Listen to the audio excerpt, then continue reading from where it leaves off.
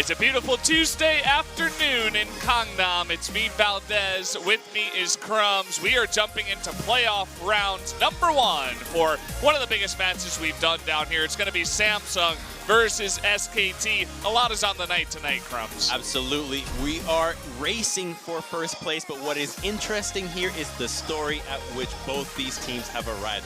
SKT, with a lackluster second half of the split, finally able to find some traction, but now they find themselves having to climb the entire playoff bracket if they want to win the finals. So the first opponent was Afreeca Freaks. They dismantled them handedly, but it was an underwhelming Afreeca. So they do have their ultimate test today, and that is Samsung Galaxy, who did finish on a 0-2 against Longzhu. But hey, this is the rematch of last year's Worlds Finals on the best of 5. We got to see it before in a BO3 format where Samsung 4-0'd SKT this entire summer split, but now we get the real test, SKT's best of 5 record.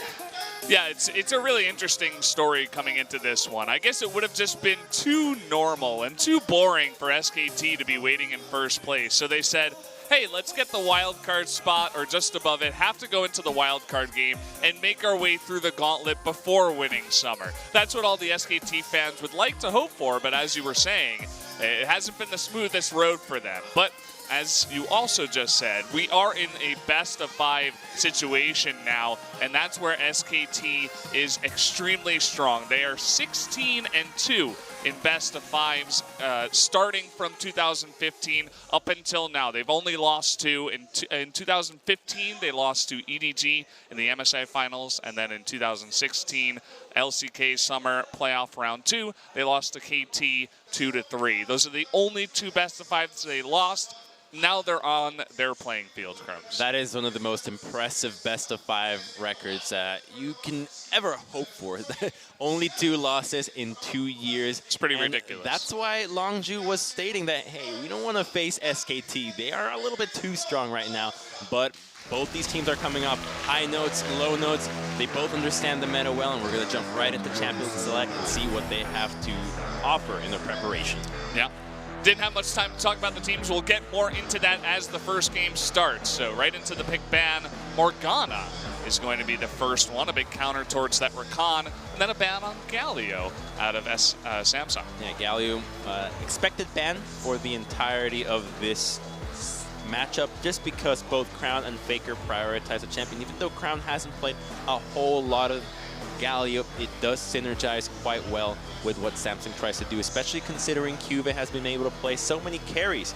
His Kleds, his Camille's that have done so much work for them, but I'm glad to see the Galio being prioritized out of Samsung, which has been a pick that has made waves but seemingly remains under the radar for a lot of teams. Not many teams have been prioritizing him as a first rotation, and I criticize that as a bit of a mistake, but we see Samsung address it properly, and now we get an entirely new set of picks and bans that we just had not seen all split long. None of these champions, except for Galio and Gragas towards the later half, had ever really seen the ban. Yeah, I mean, it's pretty ridiculous, this kind of ban phase. We have Zac getting through. That is going to be the first pickup for SKT right off the bat, almost auto-locked right off the bat there. That does mean they are giving away Caitlyn, and there is no Kalista available, but another big pick that has been coming in is Tristana in the AD carry side. We've seen Bang playing that a lot as well. And Samsung, they decide to go ahead and pick up Jarvan first. And the Jarvan is likely to be a jungle Jarvan, but I much prefer this Tristana pick because we have seen one game of LCK Summer where we saw Zac into Caitlyn, and the Zac just obliterated Caitlyn. She never stood a chance. When you have Tristana, at least you have the opportunity to rocket jump out of all of his abilities, and you can punt him back. However, you do give up the combination, which we hadn't seen before, of both Zac and Caitlyn together. And those two, you know, can pack a punch in the later stages in the game, but at least Samsung is going with a draft that has a high amount of mobility and will hopefully be matched with a plenty of CC. And whoa, Faker going with a blind pick Lucian mid, so he basically carried through the game 2 against Afreeca. So him drafting a blind Lucian here is just saying, I'm going to carry it again.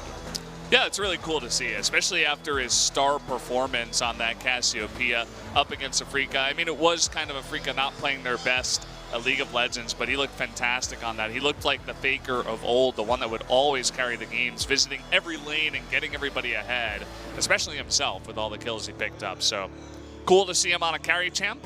We are going to see Taliyah picked up for Crown, another one of these big picks that's just all over the mid lane, especially for Crown as well. And now that the mid laners, AD carries, and potentially junglers, if the Jarvan does not turn out to be a flex pick, we can expect jungle, or rather the support, to be heavily prioritized now. I think the Braum makes a lot of sense here for Samsung, and both for SKT having 2 long-range carries as well as being able to block the wall, and then Tristana's synergy with Braum is awesome, so we need to see that champion come through. It makes a lot of sense for what these teams have. However, going with that pick does not allow you to have many tools against denying the Zac. Zac did get nerfed.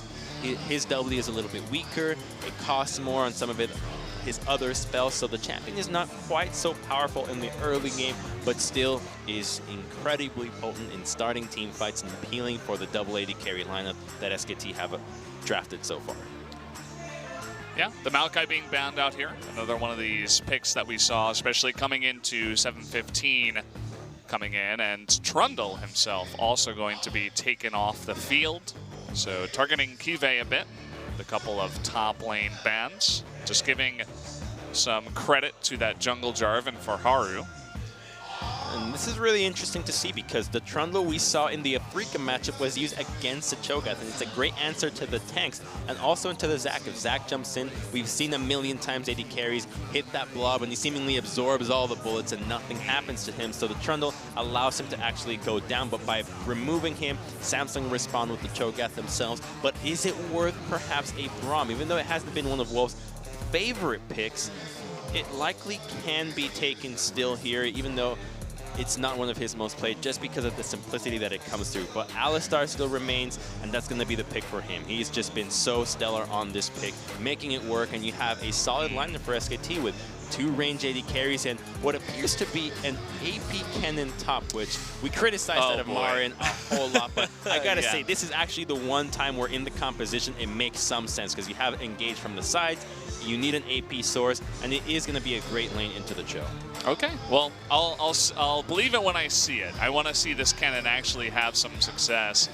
And Untara, who's been doing very well, who's actually kind of taken the main spot in the top lane for SKT, is going to get his hands. He's going to have a try at this Kennen. You can see that the Rumble was banned out by the side of Samsung, so they don't essentially get to do that Rumble-Alistar combination that they do love to do. Is taken away, and of course the final pick, Taric, on the side of Samsung. Okay, gonna try to keep that Tristana safe. And it's a composition that we haven't seen from Samsung at all. This is such a different flavor for them, but Taric himself can completely swing the outcome of these fights.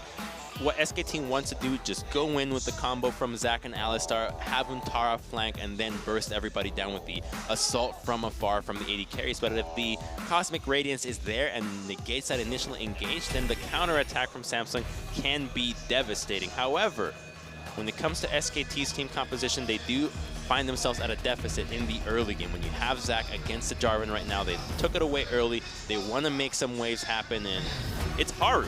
We haven't seen a whole lot of him. He took a game out of KT last time we saw him, but eventually they got stomped in games 2 and 3.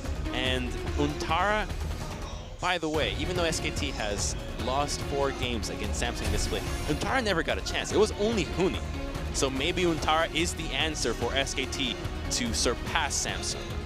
Well, he's got a good lane to do it, and one of these champions that has been a bit underwhelming, so a bit of pressure to make that happen for himself in that Kennen versus Cho'Gath in the top lane. Also Ruler, a guy who has only played 1 game of Tristana and so much Varus, decides to go for that Tristana this time around. Let's see how game number 1 is going to go, though, as SKT and Samsung enter the Rift.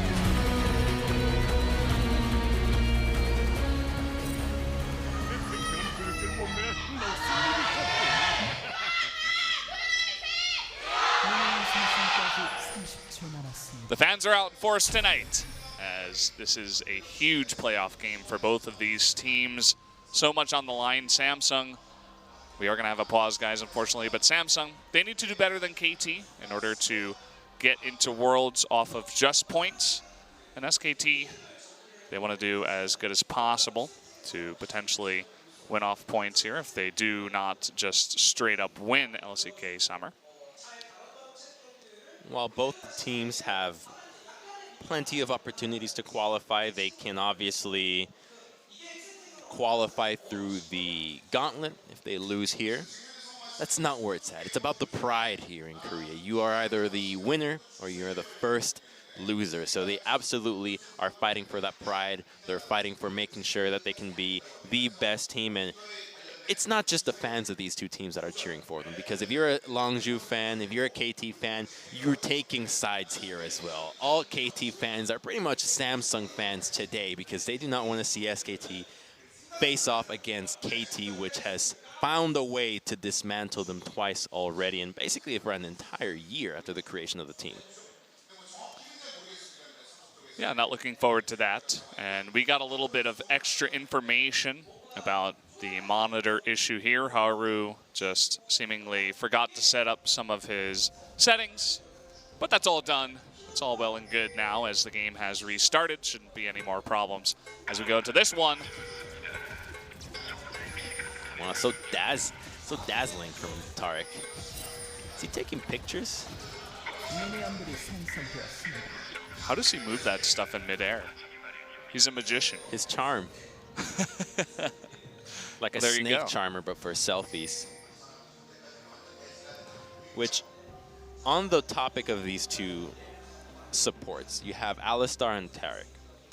And in the previous match, we saw Lulu versus Janna. So the whole rage is about the Ardent Sensor. How good is Ardent Sensor really? And I think the item gets overhyped by the success it has in solo queue, where coordinated dives, engages, and closing out of games aren't as apparent as they are in competitive, where you need the supports to currently not only have kill pressure to prevent your turrets from going down so early, but you also need them as an engage tools later on so you can have more flexibility in your draft. And that's why you now see the Tarik and the Alistar making a reappearance and starting to become more and more meta, just because they're higher value when it comes to the competitive matches. And I fully expect maybe one game of an Ardent Sensor support here and there, but for the most part, these two teams will rely on having supports that can make plays.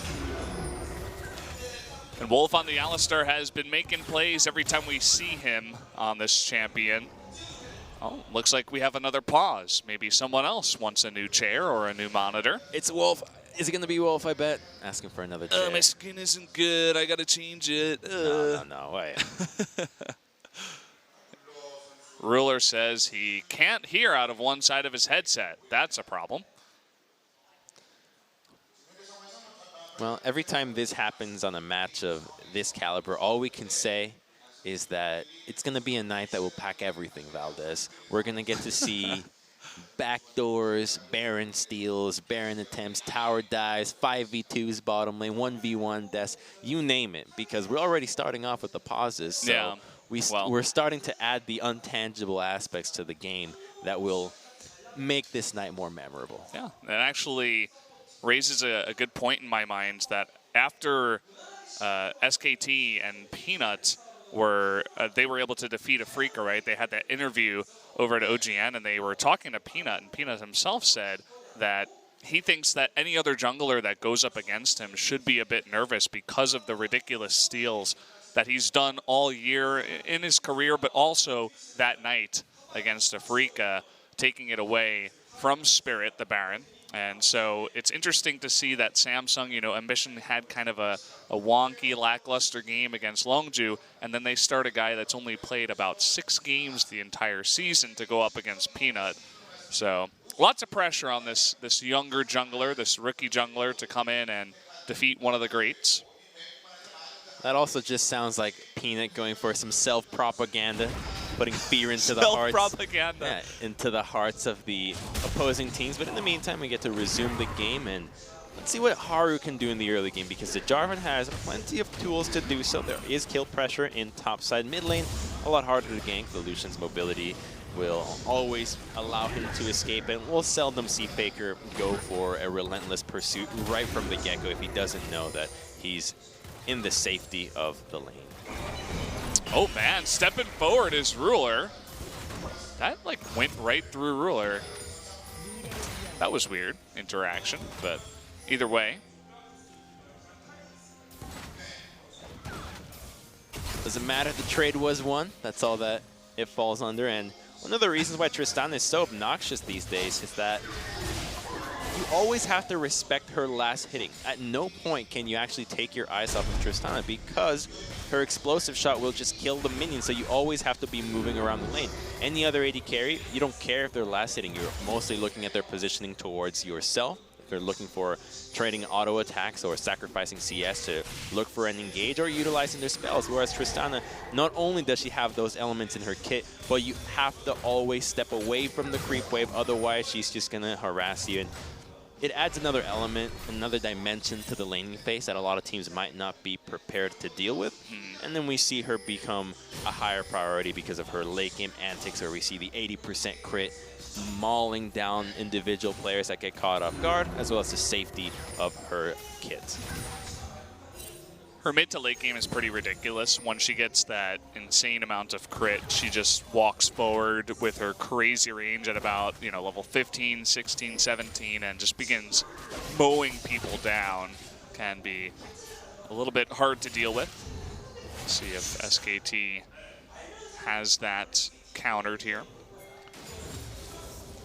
Well, SKT will be perfectly happy to let Tristana get to that point and trust in their own abilities as a hard engaged composition with the double carry. So they'll have no problem just taking it easy, letting Zac farm, waiting for their lanes to start passively building CS advantages. As we already see on the map, you've got Lucian expectedly starting to draw a little bit of an advantage on the mid lane, as well as the Kennen in the top side. And as long as they can get out of the laning phase relatively well, they'll be fine, because when it comes at late game, you know that the double AD carries are going to have an easy time mowing down the tanks, because you're going to be able to build the Mortal Reminders as well as the Lord Dominik's completed armor penetration item to try to take down that choke. See a bit of trading back and forth here between Ruler and Bang. It just looks like Ruler and CoreJJ, they just want to push the lane as fast as possible and try to deal with this very hard to deal with Caitlyn and Alistar lane. You can see Wolf and Bang kind of holding the lane here before this turret. Don't want to let it get too close. Well, they're just happy farming. Already they have a 9 CS gold lead. And you mentioned that Ruler only had one game of Tristana played, and this might just be that he's not practicing enough on the champion, as we just see on our screen, missing some CS. The explosive shot can also be your undoing as a Trist player, where it messes up your other last hits, and already he finds himself at a loss of gold compared to Caitlyn, and that's not going to be good for this champion. She absolutely needs to stay ahead of the Caitlyn, because if Kate starts getting an advantage on you, you need to wait for much more gold for you to be able to take on her, or take her on in a 1v1. Watch out for this, though. The culling is coming out. Crown getting super low. The last bullet is going to take him down. First blood, a solo kill to Faker on the Lucian. Look at that. His eyes are wide open. It's like, are you serious? Did you not just burn your heal or flash? And I am just as flabbergasted. What's up, Crown? This guy has been known all split long for saving his summoners until the very end, utilizing them only when it's necessary, but just a brain fart there, because he could have easily lived out of that one. Even when we saw Faker in his matchups against Lucians with heal, he would just use heal to get out of the culling and survive, but I guess Crown just forgot that he had those summoners, because that just should not have happened. Not the best mistake that you want to have happen when you're going up against a Lucian lane, or against anyone really. This is not a good start for Crown in the mid lane. And it was the last bullet. You know, as you said, he was just trying to avoid using the summoner as much as possible, and it was his undoing. I guess he'll have heal for the next gank at least. He'll also have a Dark Seal, so I'm not sure why he went with that itemization. After dying, you go for that item. It's like giving up First Blood as Elise and going with Mobility Boots. So we'll take another look at that one. So he basically misses everything right away, and we're just going to get to see a Matrix angle on his own death. Goodbye, Mr. Smith. That was pretty sick. I love Faker's just composure, right? He's baiting out the seismic shove. He's just dodging back and forth, just baiting it out, like waiting for a cat to dive at a toy. It's like, okay, use it, and then I'll burst forward, then I'll relentless pursuit, then I'll get on top of you. And Crown fell for it. Next time, I hope he uses his summoners. So that's definitely a good spot for Faker in the mid lane on that Lucian. No doubt picking up that first blood alone, not having to burn any of his own summoners as well. It's like going into Who Wants to Be a Millionaire and losing without using your lifeline. So you're like, why didn't you just use it? Saving it for the $500,000 question, no doubt. That's when the 4-man gank comes in. Looking for a gank up top.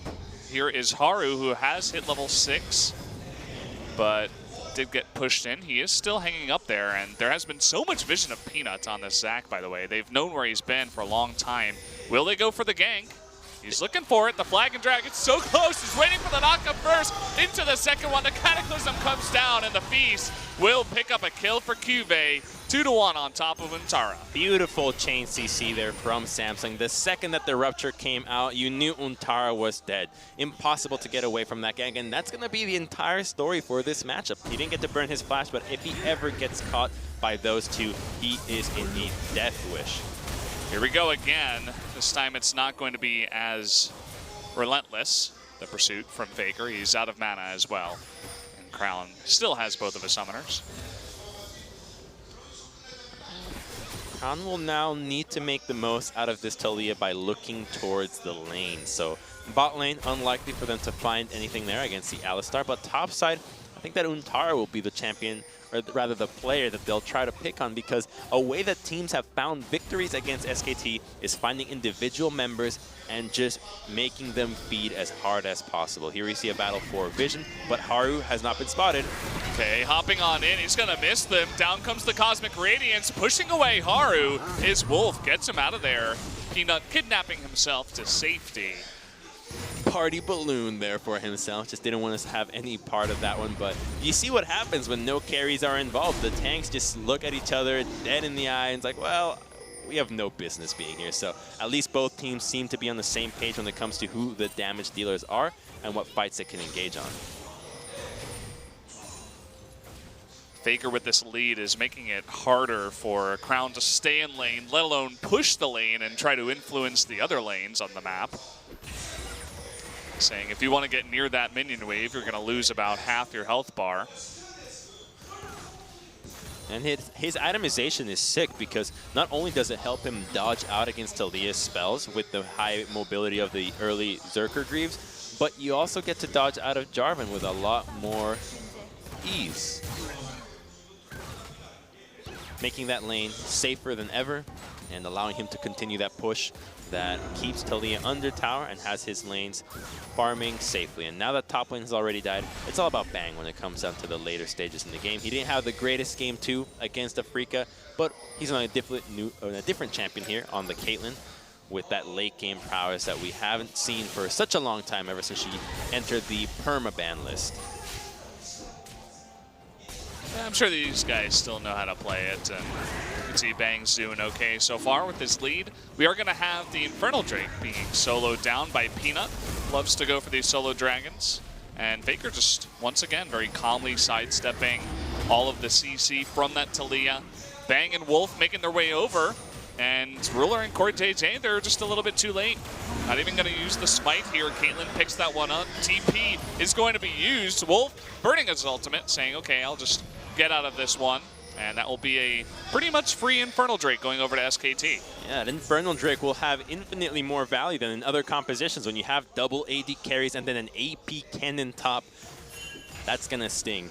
And the use of teleport there from Samsung is the first sign of real worry. I guess Crown's solo death was the first major one, but this one as a team, what a bizarre call. The Dragon's already been taken. There was no setup to go for that fight whatsoever. You know that Zac can go over the wall, that the Caitlyn can also go over the wall, that they don't have any angle into this fight, so they commit to it, and has to be some sort of disjoint when it comes to the bottom lane and the top side, because now the top laner has advantage in the teleport with Kennen, and that just means that SKT can set up a dive on the bottom side, and we see pings going onto the bottom side of the map. So this dual lane might be in some danger if SKT decide to attack there. Already thinking about setting it up. They have 2 wards in position there. We'll see if they can set up some kind of dive. Samsung has 1 nice control ward in the river, but needs to get a little bit more vision. around the area. See, Peanut was making his way up towards top, but at the end of the day, Kive just went back home, and Peanut returned as well. See if he can just pick up some buffs and go for somewhere else. Haven't seen Faker get hit by one of these seismic shoves yet, as in fact now he's pushing in the Taliyah in the mid lane. When it comes into the lane, I don't think we'll ever get to see Lucian getting hit by one of those. Considering how far Crown was missing them, I think that with the itemization that Faker's also going for, it's going to be way too difficult for him. And that's just not their job. Their job is simply to wave clear and make sure that they can keep each other accountable for their position. And that will enable the possibility of a dive into the bottom side of the map. Now, if SKT want to pull that off, their first step needs to be getting rid of vision into the bottom side of the river. So right now, it fully belongs to Samsung with 5 wards littered all over. And we get to see Wolf go for a shallow ward. And even though we did see the teleport advantage happen and the ward of the control being cleared right now from Wolf, just because of the motto that SKT signed up for when they drafted this composition, I think that they're not going to pressure for it. It's too difficult to go for it right now. They could look for it if Samsung wasn't so adverse or efficient at getting this vision down to protect themselves, so they have no need for it. They got an Infernal Dragon, and even though the gold is even, their lanes are passively winning in pressure, and they'll be A-okay with having Caitlyn Lucian in the late game. We're getting another spot of trivia as they bait out some more spells from Crown, but on average, SKT destroyed 2. Okay, disappeared. Never mind. You guys got time to read it. And Faker pushing down mid once again, using that calling very early, just trying to push out Crown, but here comes Haru from the right side. You can see Faker already dodging up towards the north. It's just no business for Haru in the mid lane. I'm so surprised to see them not attempt another kill onto Untara. He showcased to be the easiest champion to kill already with how effective that gank was, and never again did we see a revisit into the lane. He's been shoved under tower all day long, but an easy dive could have happened into the Kennen. So Samsung just seemingly fine with playing it passively, but this will not be in their benefit because now we get to see a second Infernal spawning, and if SKT continue to have their way with these lanes with a passive early game, they're going to start amassing significant damage advantages when it comes to those stacking dragons. Yeah, they'll definitely be looking towards that objective, as Untara has just been allowed to farm up top. You see finally Haru was looking to make his way up here, puts down a control ward, but Untara was just warding the Rift Herald. Much as Samsung had a lot of vision around the bottom side of the river, this time SKT has 3 control wards up towards the top, including a green one on top of that Rift Herald. So they know exactly the potential for Samsung to go for that. They have the Feast with the Cho'Gath up top. They do want to make a play there. But here is where things start to get juicy, Valdez, because we now see Faker getting blue buff at level 12. He's about to hit that level 13. He's going to have 2 levels of his Relentless Pursuit, and that's going to be a nightmare to deal with because now he gets to push as hard as he can without feeling any lack of mana. Every time we've looked at mid lane, he's been out of mana from putting pressure onto Crown, but now he has sustain in both mana and HP now that the Blade of the Ruined King is completed, and here comes the all-in. Yep, here we go again. The Cullen coming out. Crown not burning any of his summoners once again. He does get away. Peanut finding Haru in the jungle, just one-on-one for now. Haru going to flag and drag over towards that blue buff that is started, but in the meantime, we have a fight up top. Thankfully, Untara is able to land a stun, so he can get away from that one. And Haru just going to take the blue buff because Crown isn't there. And take a look at the timing that SKT and Faker specifically goes for that all-in. What seemingly looks like just Crown overstepping has way more implications than what we get to see because the blue buff gets to be stolen from Peanut, but Vision gets to be acquired into the blue side for SKT, and that Vision will set them up for this next dragon. Another all-in from Faker onto Crown means that they'll be able to get this second Infernal stack going, and now they've even called reinforcements from Cube onto the mid lane, but this is Lucian. It's like he's skating into the mid lane. You just can't gank this guy. Yeah, you're not going to really come close unless you commit 3 members plus, I'd say at this point, and they don't really have the resources to go for that. So here we go. The Infernal Drake, the second one of the game, is started. Haru is hanging around nearby.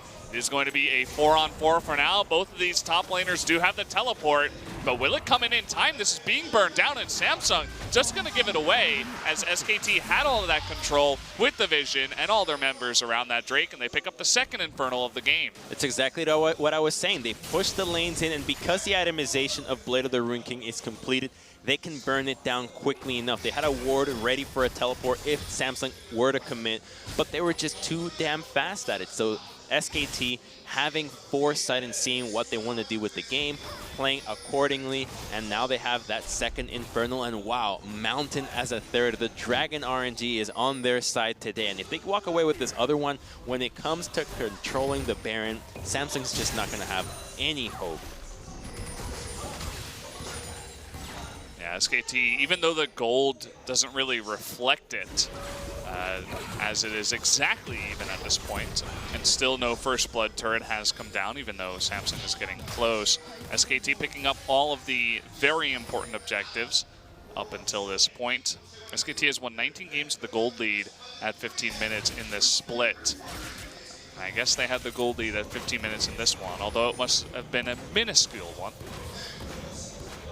Well, our game is dead even when it comes to gold, and while the Dragons and the pressure have been in the favor of SKT, it doesn't mean that Samsung is by any means out of this situation. They have Tristana in the late game. We've seen what she can do. They've already been pushing the bottom lane quite well as they're about to go for a first brick if they can get their hands onto that lane. Wait a second. Oh, forcing that flash out of Crown, who does get away. Haru was jumping in, but immediately after he saw Peanut, just made his way out with his tail between his legs, forcing a big summoner off of Crown at this point in the game.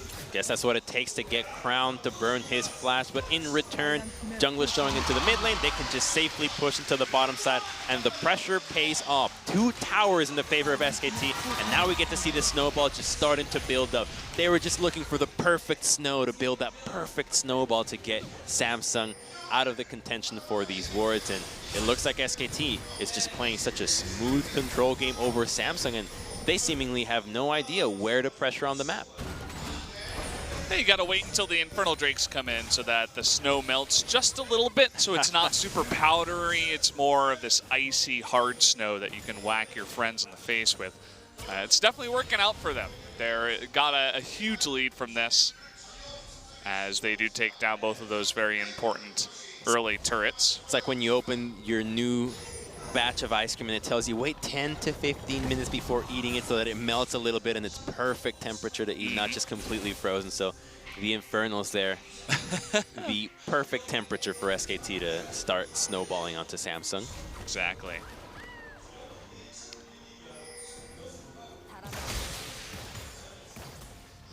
Well, after that, they have just sent their bottom lane duo into the mid lane to begin pushing. Already, Caitlyn with that 2-item spike, the Infinity Edge and the Static Shiv. Tristana still working on the Infinity Edge, which is extremely important at this point in time. So, would love to take a look at the gold at this point between the different 80 carries and see exactly how far ahead Bang is at this point, because it looks like a lot. At least in the levels, they're still the same, but now SKT has the advantage in pressure, and they're using it towards the Baron side of the map. With Faker being on the side lanes, he loves to do this on the Cassiopeia. Obviously, it's meta to have your dual lane swap into the mid lane after a while, but an engage onto Crown, and he just got crit. Oh man, this 1v1 all the time, it just brings down Crown essentially alone. Peanut coming in for just the cleanup, and it's been basically the Faker show against Crown the entire time, really setting the tone for this entire series. Dear Lord, and there is a Knight's Vow already onto him, and in the 2v2, they don't stand a chance in this situation. And as you say, it's the Faker show. It was the Faker show in game 2 of Afreeca SKT. Some would say that Faker got robbed of the MVP. I would side with them because he was doing so much work, and once again, almost single-handedly just exerting as much pressure onto Samsung as a hydraulic press, and they have no answer to him. Who's going to lane against Faker? You need 2 men at this point. Yeah, I mean, keep in mind that Samsung, they saw the Lucian be picked up, and then they were like, okay, we can have Crown lane Taliyah into this. He should be fine. And perhaps on paper he should be, but not today. Not with the playoff buff that it seems Faker has received. So we're going to take another look at the 1v1. It's just Crown being burst down very close to the turret. Peanut just comes in, uses one ability, and takes the kill. It's a playoff buff, but this has to be some sort of debuff onto Crown because he overstepped before the minion wave even hit. So another mistake akin to the one that gave up first blood against Faker, and he is just not having the greatest game of his life. Remember the series against, I believe it was Jin Air, where Samsung ended up prioritizing the Orianna over pretty much everything because it was so important that Crown got a good matchup, and it feels like this just might be the case, that Crown needs to get on one of these important picks for him to start thriving in. And then we look at the Cassiopeia ban. Could it be that Crown's current pick of comfort is Cassiopeia? SKT scouted out properly, bans it out, and now Crown is left with something that he's just not in a comfort zone. That could very well be the situation that we see ourselves in, and it draws the opinion that maybe Cassiopeia and Lucian might become heavily contested picks for the rest of the series.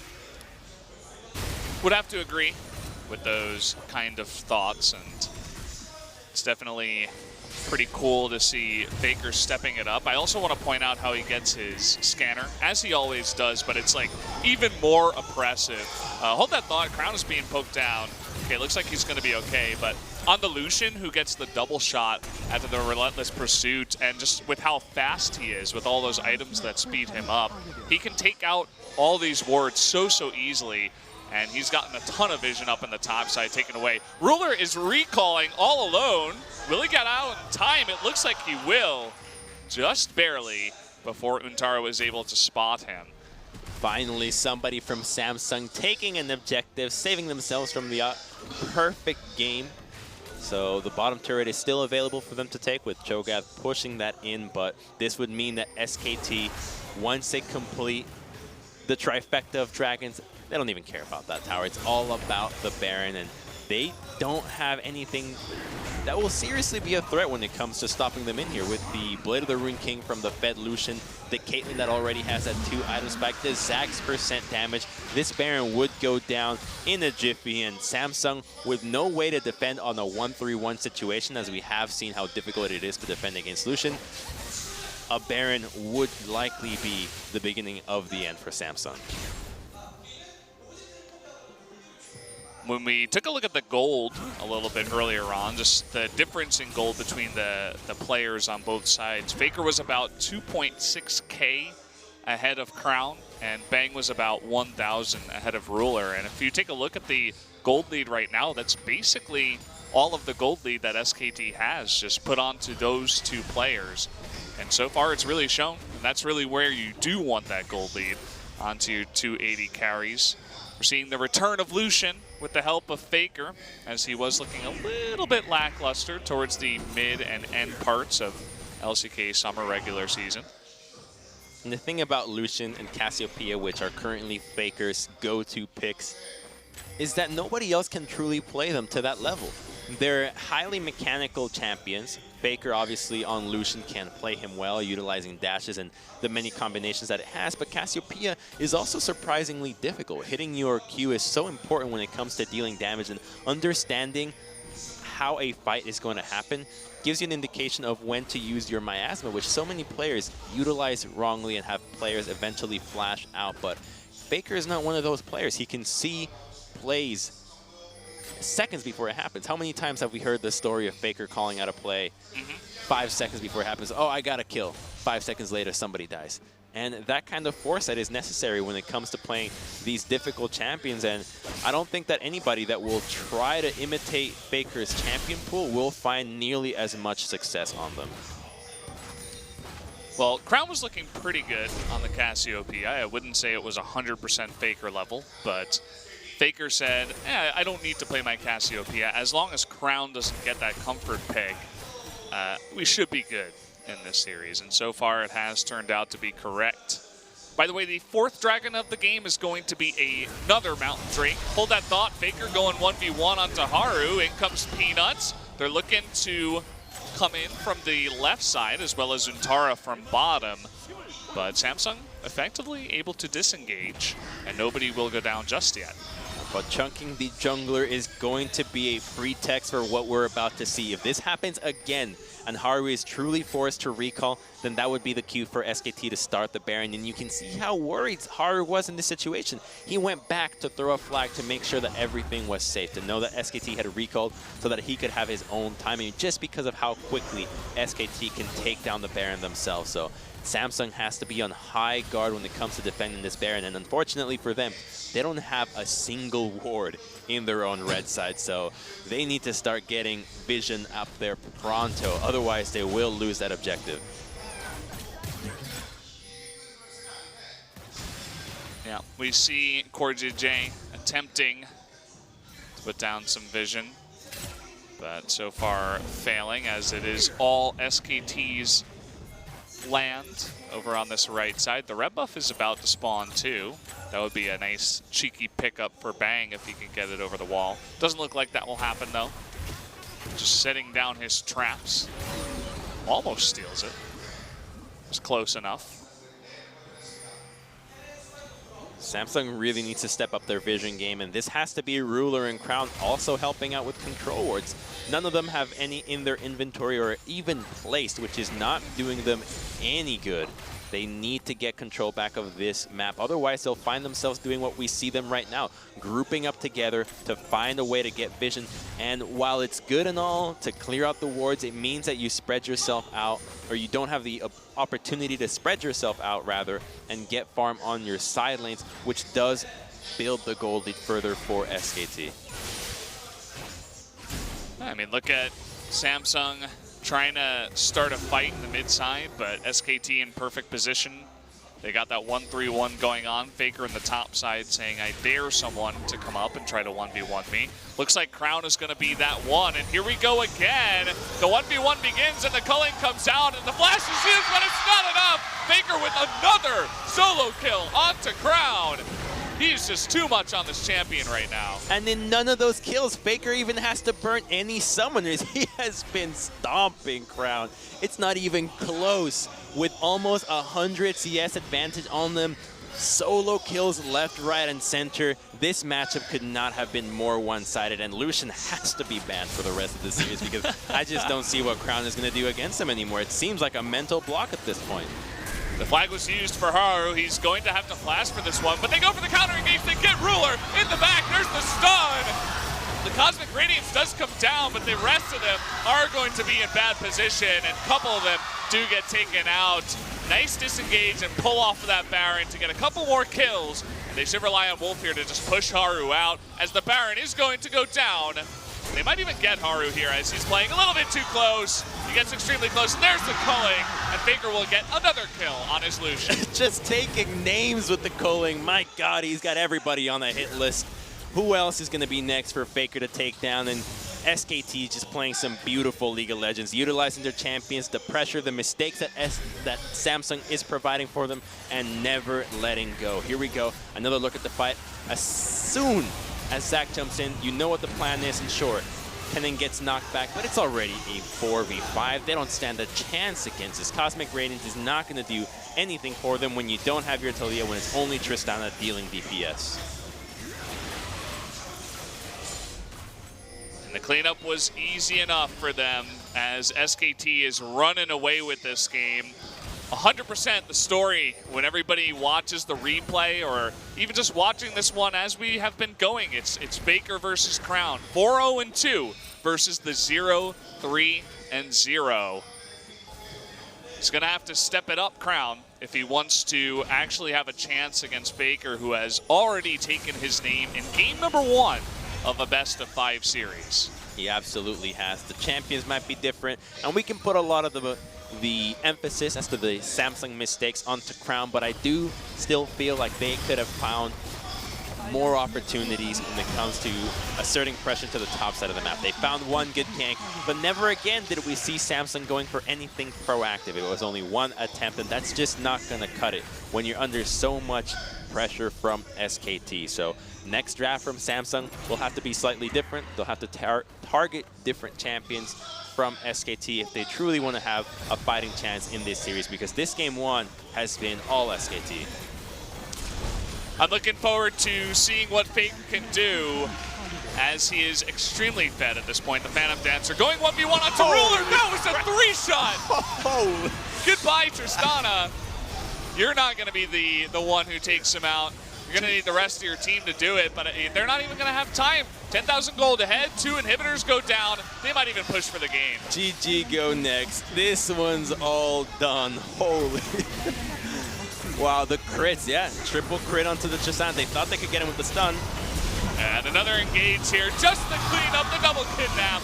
Because why not? To add insult to injury into one of the most one-sided week games we've seen. Picking up the Penta. Wait, no. I think it was. Perhaps? No, it doesn't look like it. Just the Quadra. There's the GG. SKT with a smash over Samsung in game number 1. Oh my gosh, that was just a landslide of a game, and undoubtedly Faker just so much MVP out of this one. Completely carried the hell out of this game, and Samsung has to be left dumbfounded because their preparation, if they thought this was how well prepared they had to be, they are sorely mistaken, because it seems like SKT, and Wolf specifically, the rest of the lineup, they can talk the talk, but can they walk the walk? And the answer is they can run it. They can do anything they want with it, because this match was so one-sided. That's one of the most one-sided mid lane versus mid lane matchups we've seen in a while. I mean, that was the kind of thing you go in solo queue and you're like, well, can we get a report on this guy? Like, what's going on? Like, he must be trolling. And obviously, he is feeling the pressure. Everybody on his team is coming over and trying to get his morale up because, guys, we could have potentially 4 more games. The series is not over. And we've seen this happen before, and players come back from it. But he really needs to get his mindset together because he's not looking good right now. They need to pick him up, so it's good that the team is helping him out. But the benefit for him is that those were not mistakes that happened just out of nowhere. They weren't random little itty-bitty mistakes that can happen. It was simply just a complete off game for Crown. And those are typically the games that you have an easier time shaking off, forget about it, move on to the next one, and hey, you get to go onto the blue side this time as well as Samsung. So the draft can change, the pick order, they can put Crown on a better matchup into the mid lane. In the meantime, we'll look at where it all started. A bizarre 1v1 where Crown saved his summoners and died. I think it was the last bullet, quite literally, and that was solo number 1.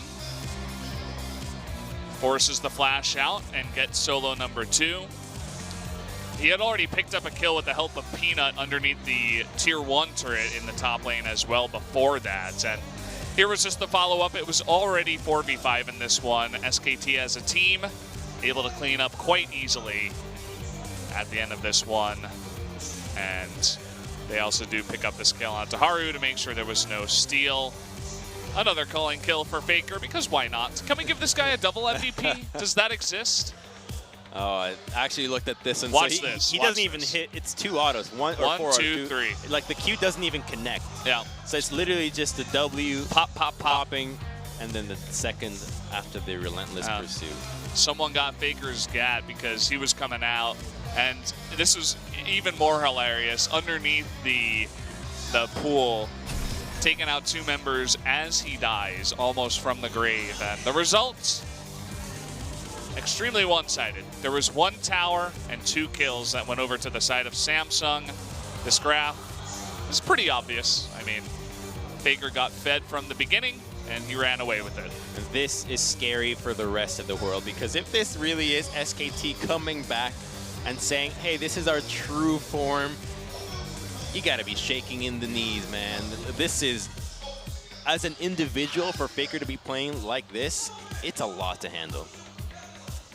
Because are you gonna drop a Lucian ban? That ban is basically like a waste of a ban. It's like today's pocket picks with Hui's Aurelion. So do you really drop that ban? Nobody else is actually playing this as well to this level, and it doesn't affect anything.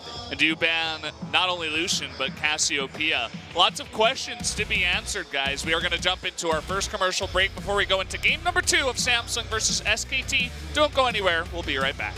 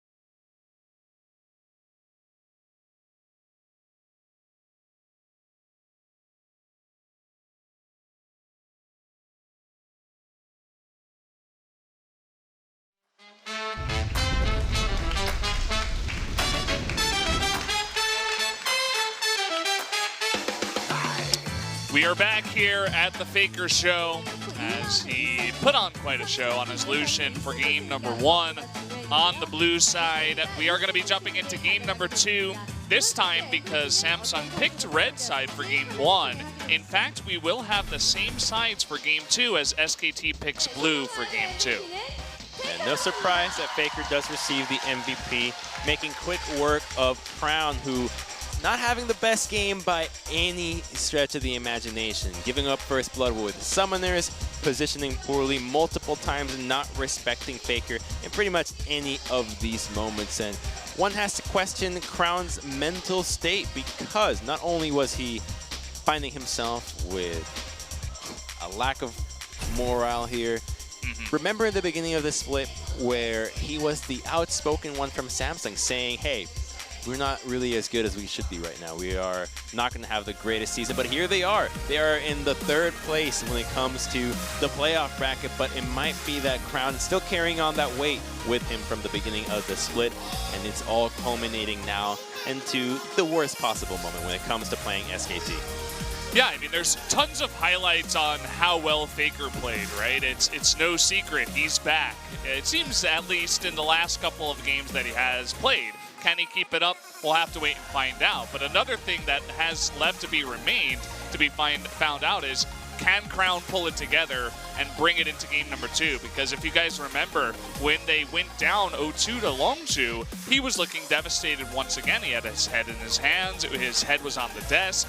He was totally out of it. I'm talking about Crown here. And then after game number 1, after being destroyed by Faker, once again, he looks even more devastated because he definitely has to be feeling some of the pressure. And even in between games, he had his manager following him into the bathroom, making sure his morale was, 100%, making sure everything was okay, that he was ready to go, because Samsung needs him right now. He was one of the 5 pieces of the Samsung that went all the way to the World Finals of last year. They need to be a unit of 5. They cannot go in with 4, and Crown needs to step up here for game number 2. Absolutely, and will that come at the price of some bans? And it absolutely does. No more Lucian for Faker. Let's go into a mano-a-mano when it comes to regular APs versus regular APs in the mid lane. But SKT, no change in their bans, just in the order with the Morgana and Rakan. And for the remainder of the draft, Zac, Gragas, Caitlyn, and Kalista still remain at the priority for many of these players. And now we get to see what Samsung gets to value. I don't think that Caitlyn had much effect. In fact, there's not a whole lot to draw from that game 1 as to what truly mattered, just because of how stomped mid lane got. So we might get to see, or we'll get to see them show their hands here as to what they think is valuable. I think the Gragas might be what they value, or the Kalista perhaps.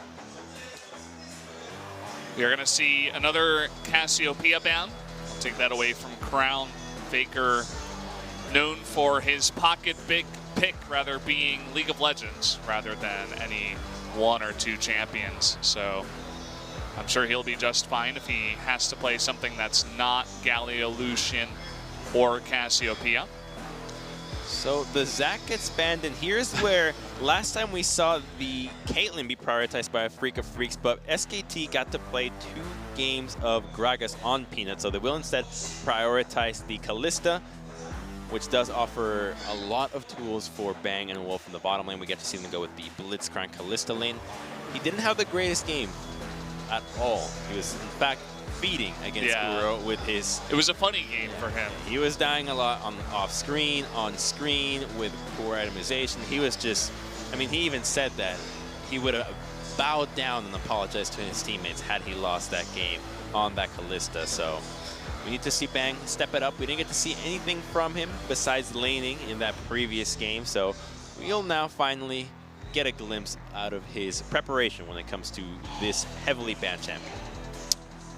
Taking away Wolf's Alistar right off the bat. We're going to see CoreJJ stepping onto that pick.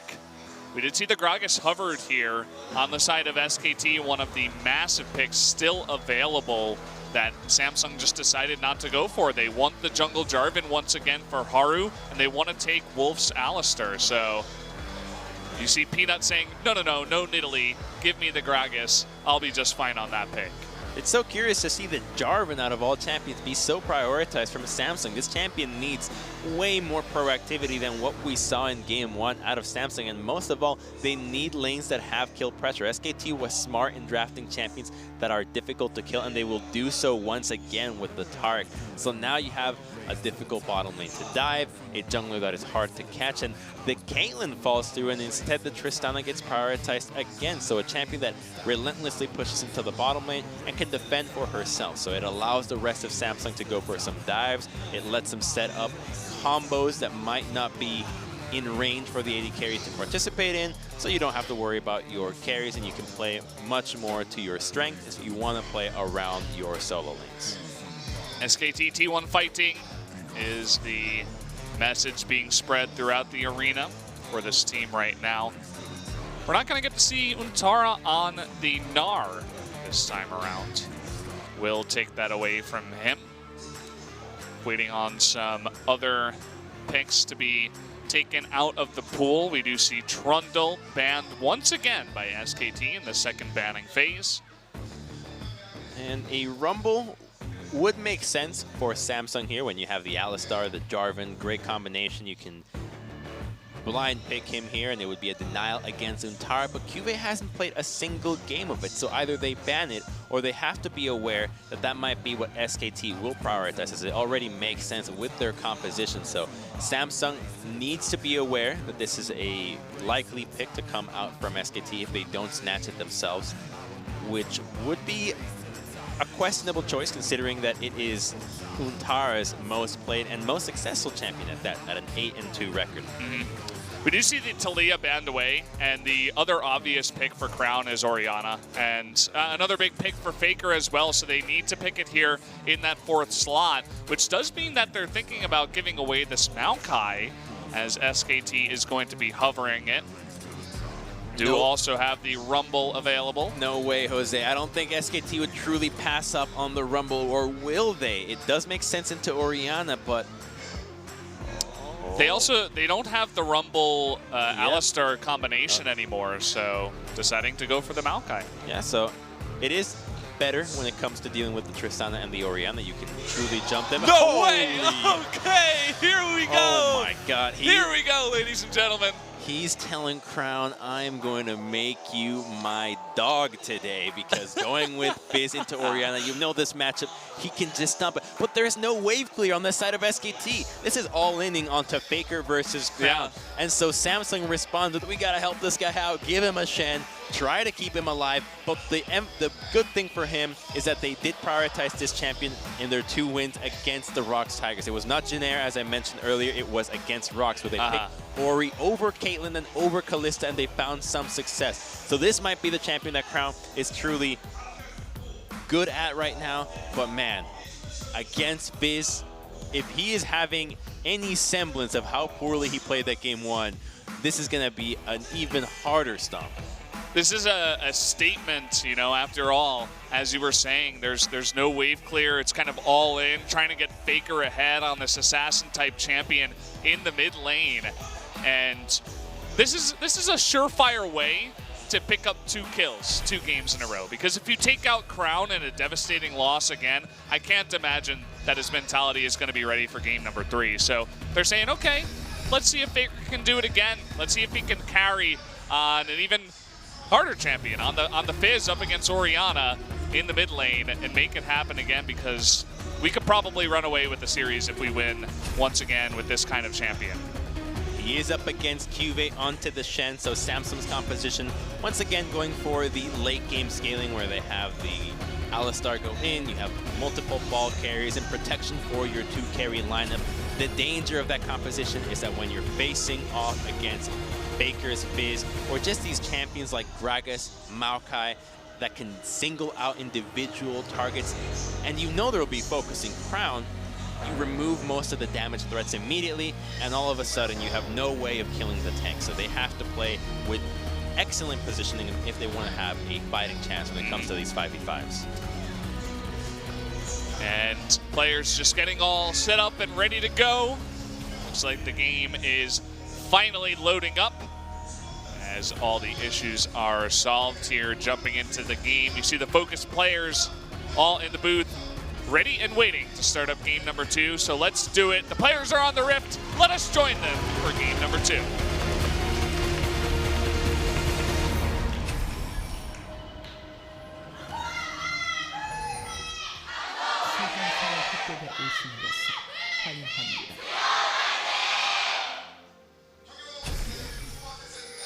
Here we go.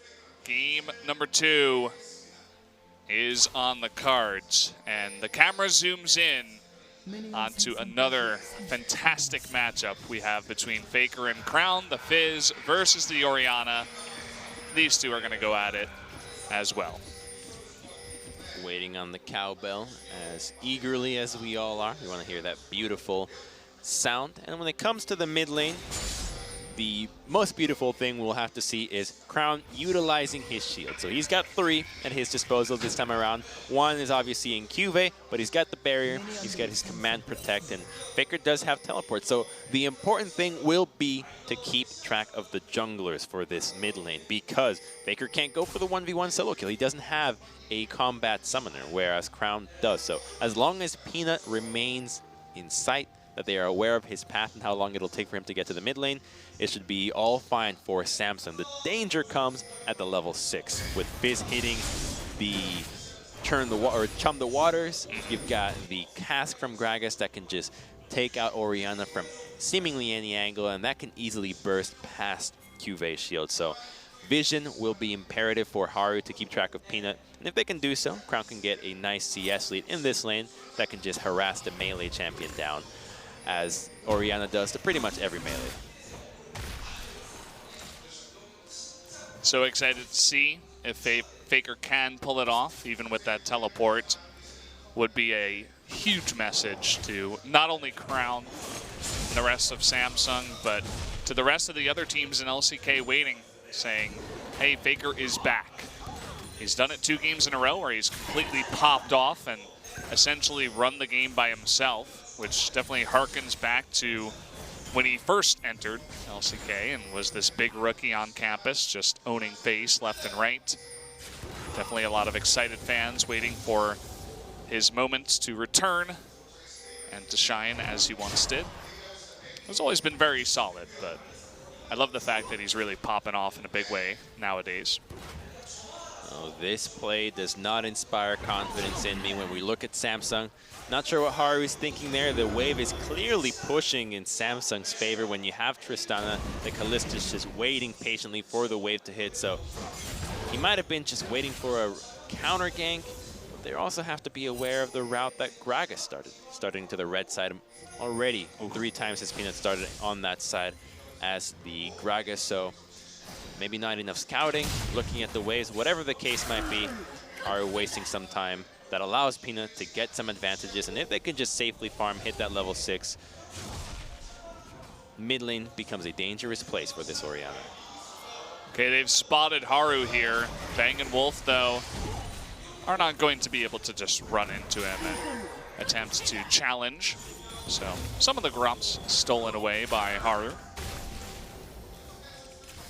Taking another look into the mid lane, it looks like the CS is relatively even. Faker is staying even, but here comes Haru in the back, trying to get on top of Faker. There's the flash, is going to force that out. The Thunderlord's proc on the Faker means that he gets quite low, and will be looking to TP back into lane. That's big, though, because had that been the opposite, and would it been Peanut trading his own flash for Crown, Crowns would have been in a very difficult situation when the level 6s start to hit. But now that he has his own flash and Faker does not, no longer do you have the outplay options of going for a flash playful trickster, a flash chum the waters. All of that goes out the table, and Crown can lane a little bit more safely. So Samsung doing all they can to make sure that this Orianna gets by, to help boost his morale just a little bit, to make sure that he can keep his composure for the rest of the series, because it'll take them a long time if they want to get out of the game 1 that they already find themselves at a deficit. Peanut coming in here and saying, hey, I want some of these Krugs back, but actually Haru steals most of them. I say steal, although they were his to begin with. But at least he is spotted out. No dive onto the top side or anything like that. Not too much damage between the Maokai and the Gragas anyway. You would be a difficult judge to convince when it comes to robberies, Valdez. Why is that? You're calling it steal when it was him. It was his all along. Oh, it's true. Well, Peanut trying to make the entire map his. Faker being an annoying little fish. Just pulling those minions in, making it so the wave is pushing into him as Crown is low on mana and needs to stick around for this wave. Wouldn't be nice for him to just freeze it there, Faker. You can see that Peanut was waiting nearby and they were thinking about a play, but Faker was not quite level 6 because of the way the wave was working. The wave's too large. There's no need to stick around. You know that Crown is looking for a recall at that time. You can tell by the way that he's positioning in the lane, being careful with his summoners, utilizing the max. Uh-oh. They're going to go on Haru instead. Here we go. 6 though. Yeah, Shen coming out, but a lot of damage. Will they flash for this one? It doesn't look like it, as Haru will go extremely low, down to about 230 health, but will survive at the end of it. You know, there was an opportunity there for both Peanut and Untara to flash and kill Haru. They definitely had enough damage, enough CC, and Haru's flash was down. But I have to imagine that they choose not to because the game plan for SKT appears to just be focus on killing Crown. Kill the mid laners, utilize those flashes when you can get a higher value kill than just shutting down the Jarvan. Jarvan didn't find anything in the early game anyway, so he's practically redundant at this stage, and you just want to keep Crown down. If you can affect the morale of this player, you might have a better chance in the upcoming games, especially if we might get to see a side swap and maybe even Orianna be banned out too. Yeah, definitely does seem to be the focus, and you can see that Samsung has read into this quite well. The right side of the mid lane is totally warded up with 3 wards, one of them being a control ward in the brush. They do have a ward on the left side of the lane as well. So they're trying to protect their buddy Crown. Haru sticking around for now as the Stand United is on cooldown for the time being. But that Tom of the Waters is nearing the end of its cooldown, so we'll see if Faker wants to make a play sometime soon. Watch Untara on the map. He's looking for it, and they know that. That ward just went down here, and a ping went down. They should know that this is a possibility, and Crown looks like he was able to read it. Gets out of there with his life. It's important for Crown to play solely to the bottom side of the map so that he doesn't suffer from a roam from Untara. So vision is nice, but you also have to play around it. The tension is high as already 8 minutes, 20 seconds into the game. Not a single kill, and the gold is dead even. Another control ward on the right side here for Samsung, as it looks like Haru is making his way towards mid, still looking to protect. We're getting a long look down here at the bot lane, as level 6 has been hit by everyone down here for some potential action. Here comes Peanut. Could turn into a 2v2 if Haru wants to commit to a play. Looks like maybe SKT wants to commit as they engage onto Crown. Here we go. Stand United is not ready, but they see Haru, and they immediately disengage. They say, nope, we're not going to take this 2v2. They opt out against it, and once again, these teams are playing on the razor's edge. There was another opportunity for Samsung to actually turn that onto Faker. The second he commits both Playful Trickster and his Urchin Strike, you can go onto the Fizz, who for about 5 seconds, 10 at most, did not have his flash, and Haru had his flash and Cataclysm, as well as Crown having his own Shockwave. So they could have opted to go onto this matchup, but they're just playing it safe. They don't want to risk these moments where you don't get much out of the kills. They need to get a little bit more out of it, but so far we have already seen the way that Faker is playing, the way that he's showing his hand, the way that you expect Fizz to be playing, which is you only go for the 1v1, or the chum the waters rather, when there's somebody nearby. You're not just going for a random all-in kill. You need to have somebody there to assist you, to minimize the chance of it going wrong, and to make sure that you secure a kill whenever possible. And speaking of securing, Ocean Dragon for Samsung, and the tables have turned when it comes to these objectives. Fire for SKT in Game 1, water for Samsung Game 2. Yeah, and you could say, hey, we would love to have the Infernal Drake, but at least that Ocean Drake at this point in the game with no kills and no big pressure in any of the lanes and an extended laning phase it's not going to be too bad for Samsung at this point in time. They'll definitely offer a little bit more sustainability for Crown in the mid lane. Can't just lose trades over and over to a Fizz and be forced out or anything like that. Okay, we have an engage down here. That Cosmic Radiance almost doesn't get off, but at the last second, with that Ignite ticking, Bang is saved.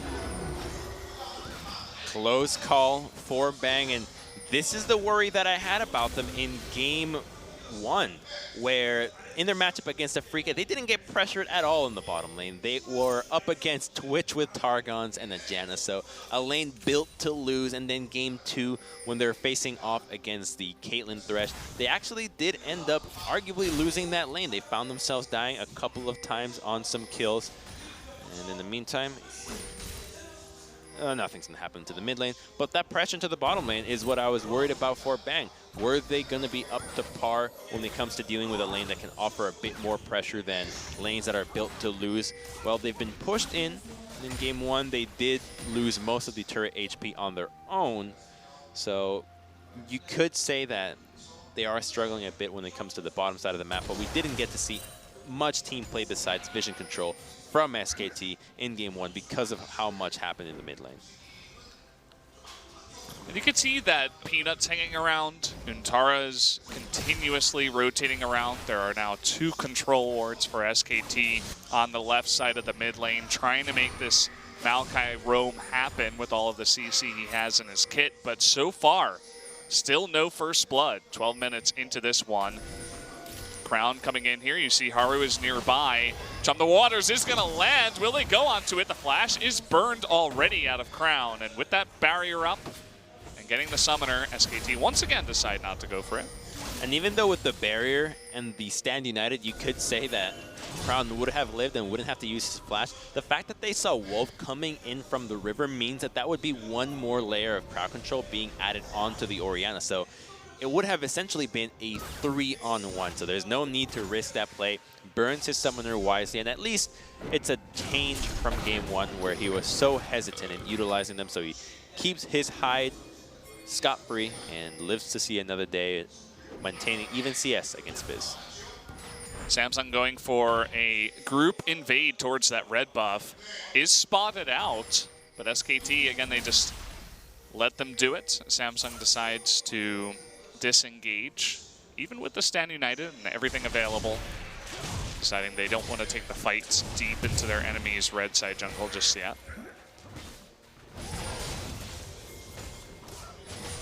Ooh, curious to see that Haru has actually gone with a Warriors enchantment on the Jarvan. Typically you see the Cinderhulk coming through, but with Warriors, I'm still floundered at what the hell is going on because Jarvan's not making any early plays, not like he has many places to do so. So you would have expected a Cinderhulk to come out from him. It synergizes well with his kit.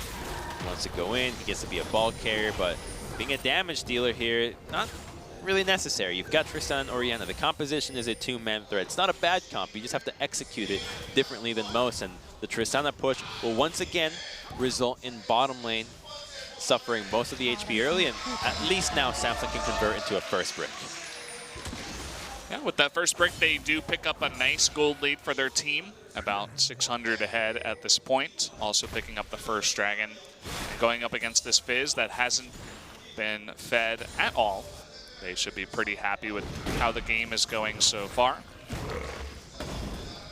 See Tristana picks up that Infinity Edge, so she's going to begin critting like a truck.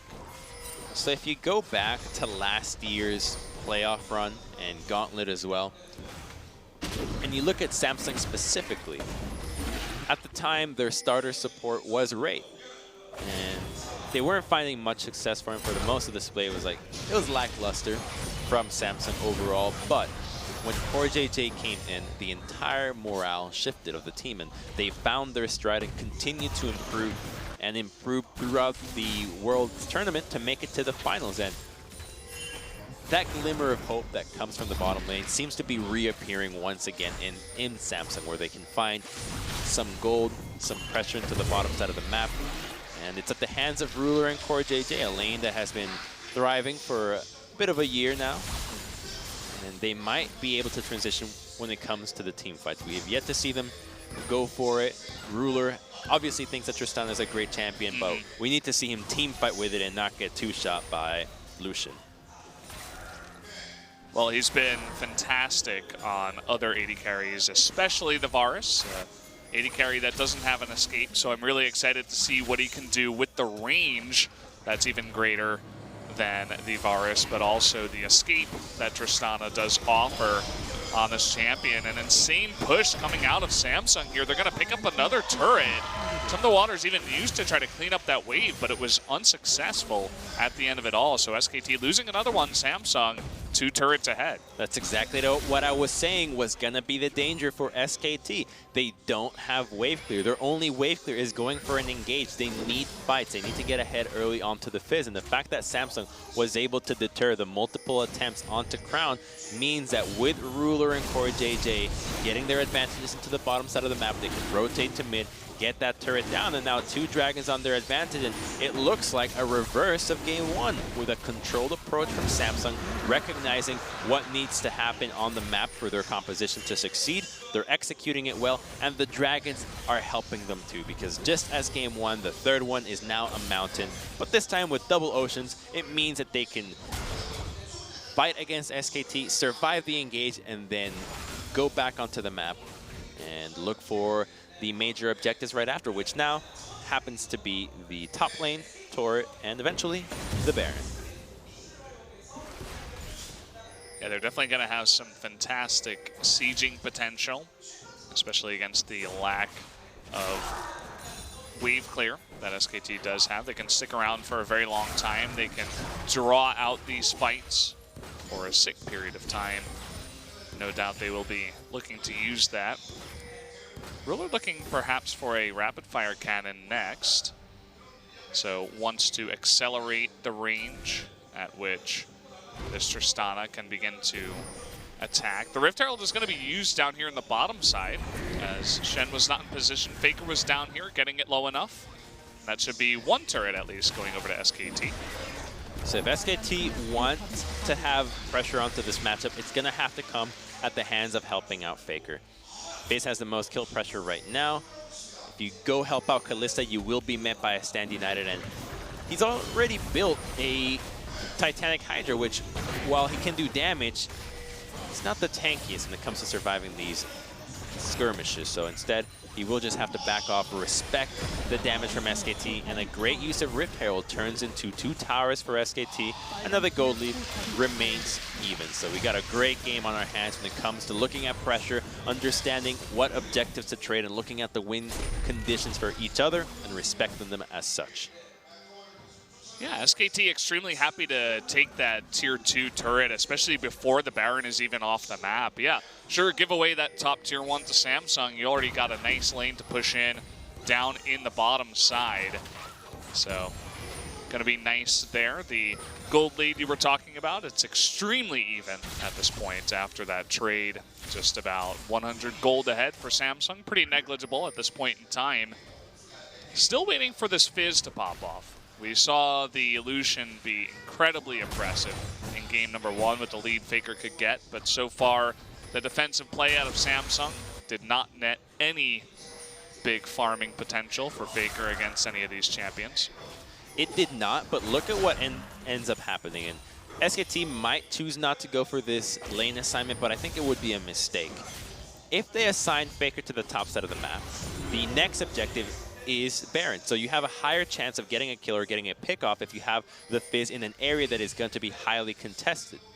So by Faker being topside and the Maokai to the bottom lane in a lane that no longer needs to care about pushing for a tower, not only do you open yourself up to more effective teleport plays because you don't care about what happens to the bottom side of the map, but you have a higher chance of finding a kill, as we see right now. Just Alistar roaming in, but the Tristana that is just about to face check up Rush.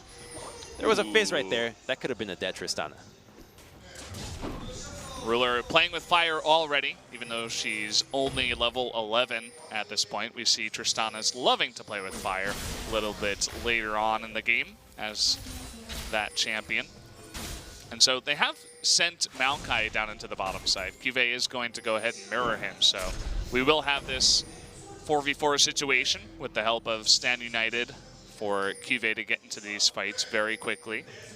Samsung with a lot of control around the Baron. They have triple control wards right now. One in the Baron pit, one around mid, and one towards the top side of blue buff here.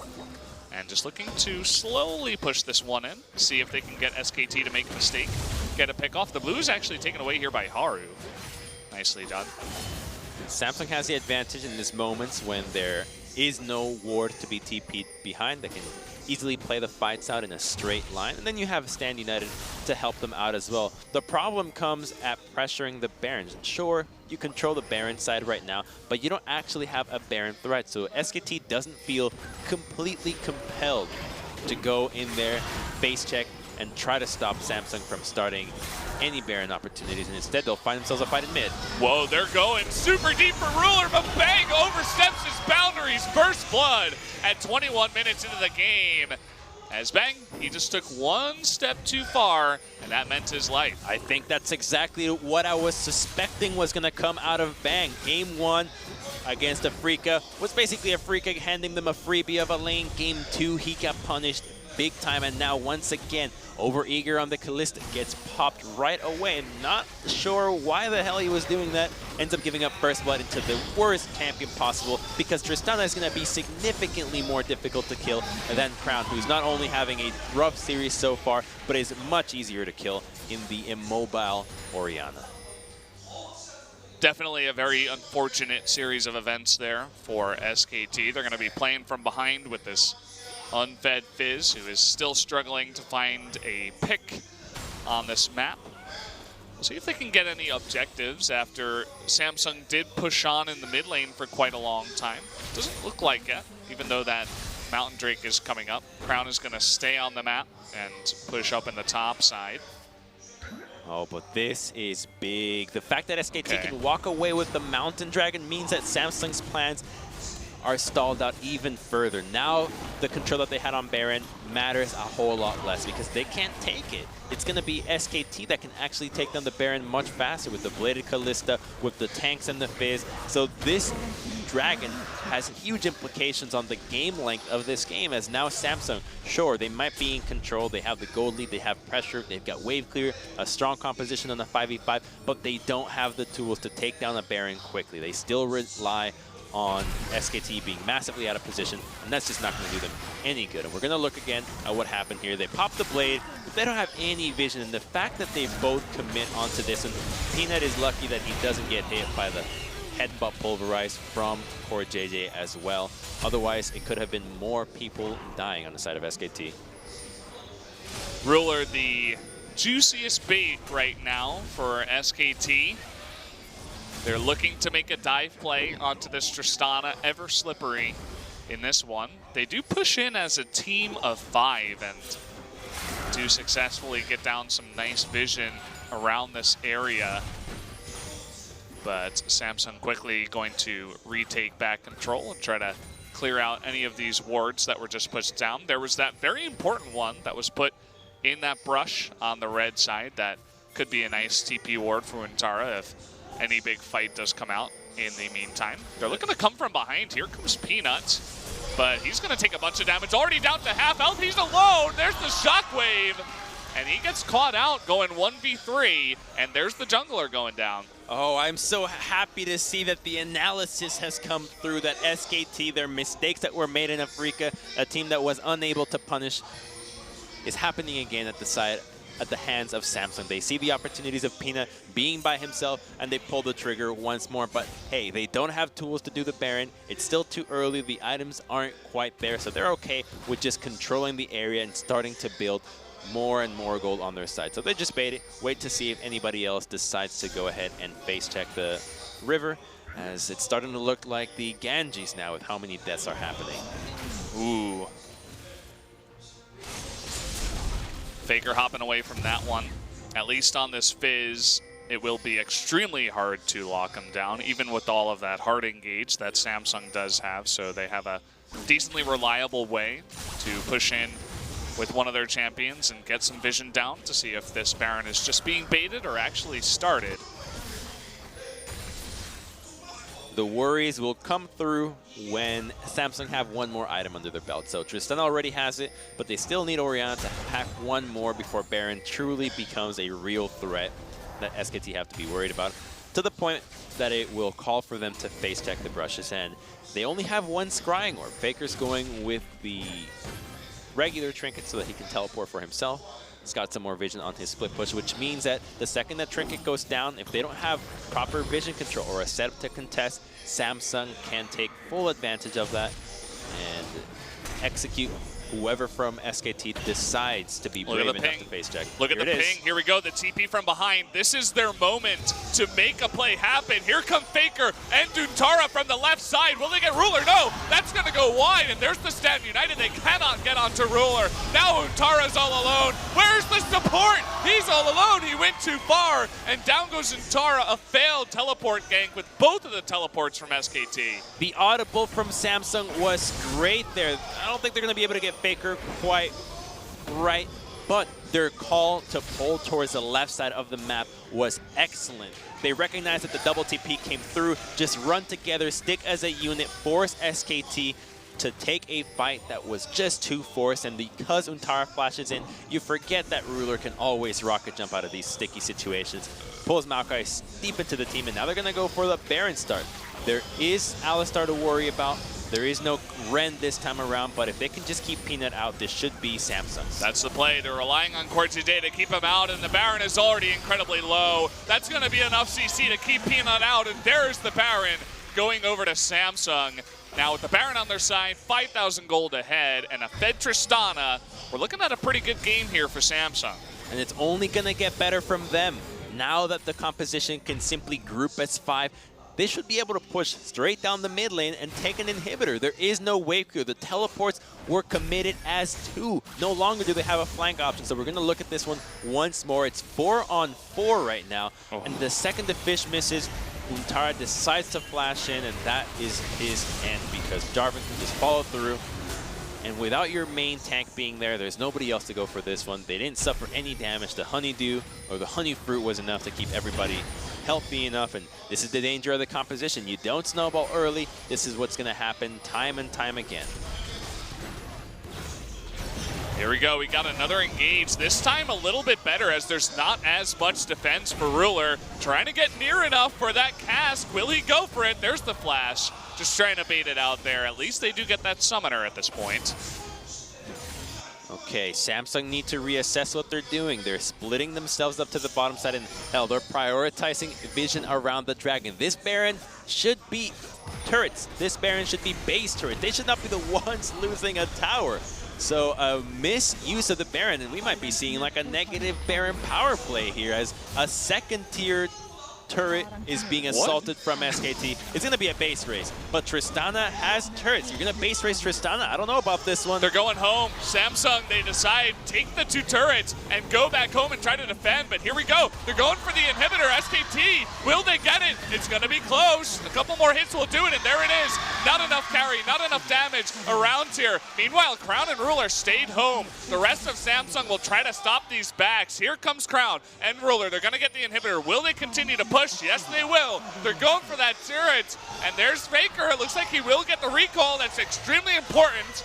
But he's the only one right now. Can he go 1v2 is the real question. Still the Banshee's Veil available on Crown, but here's the collapse from SKT. Down goes the Fizz, but Crown should be following up. There's the Cosmic Radiance. Ruler's still alive somehow, some way. He is taken out in the end. SKT, they do get back here. Bang is still very, very much protected. It doesn't look like they want to go full on with the 4v4 just yet. They hold on to their base just barely. That was a close one.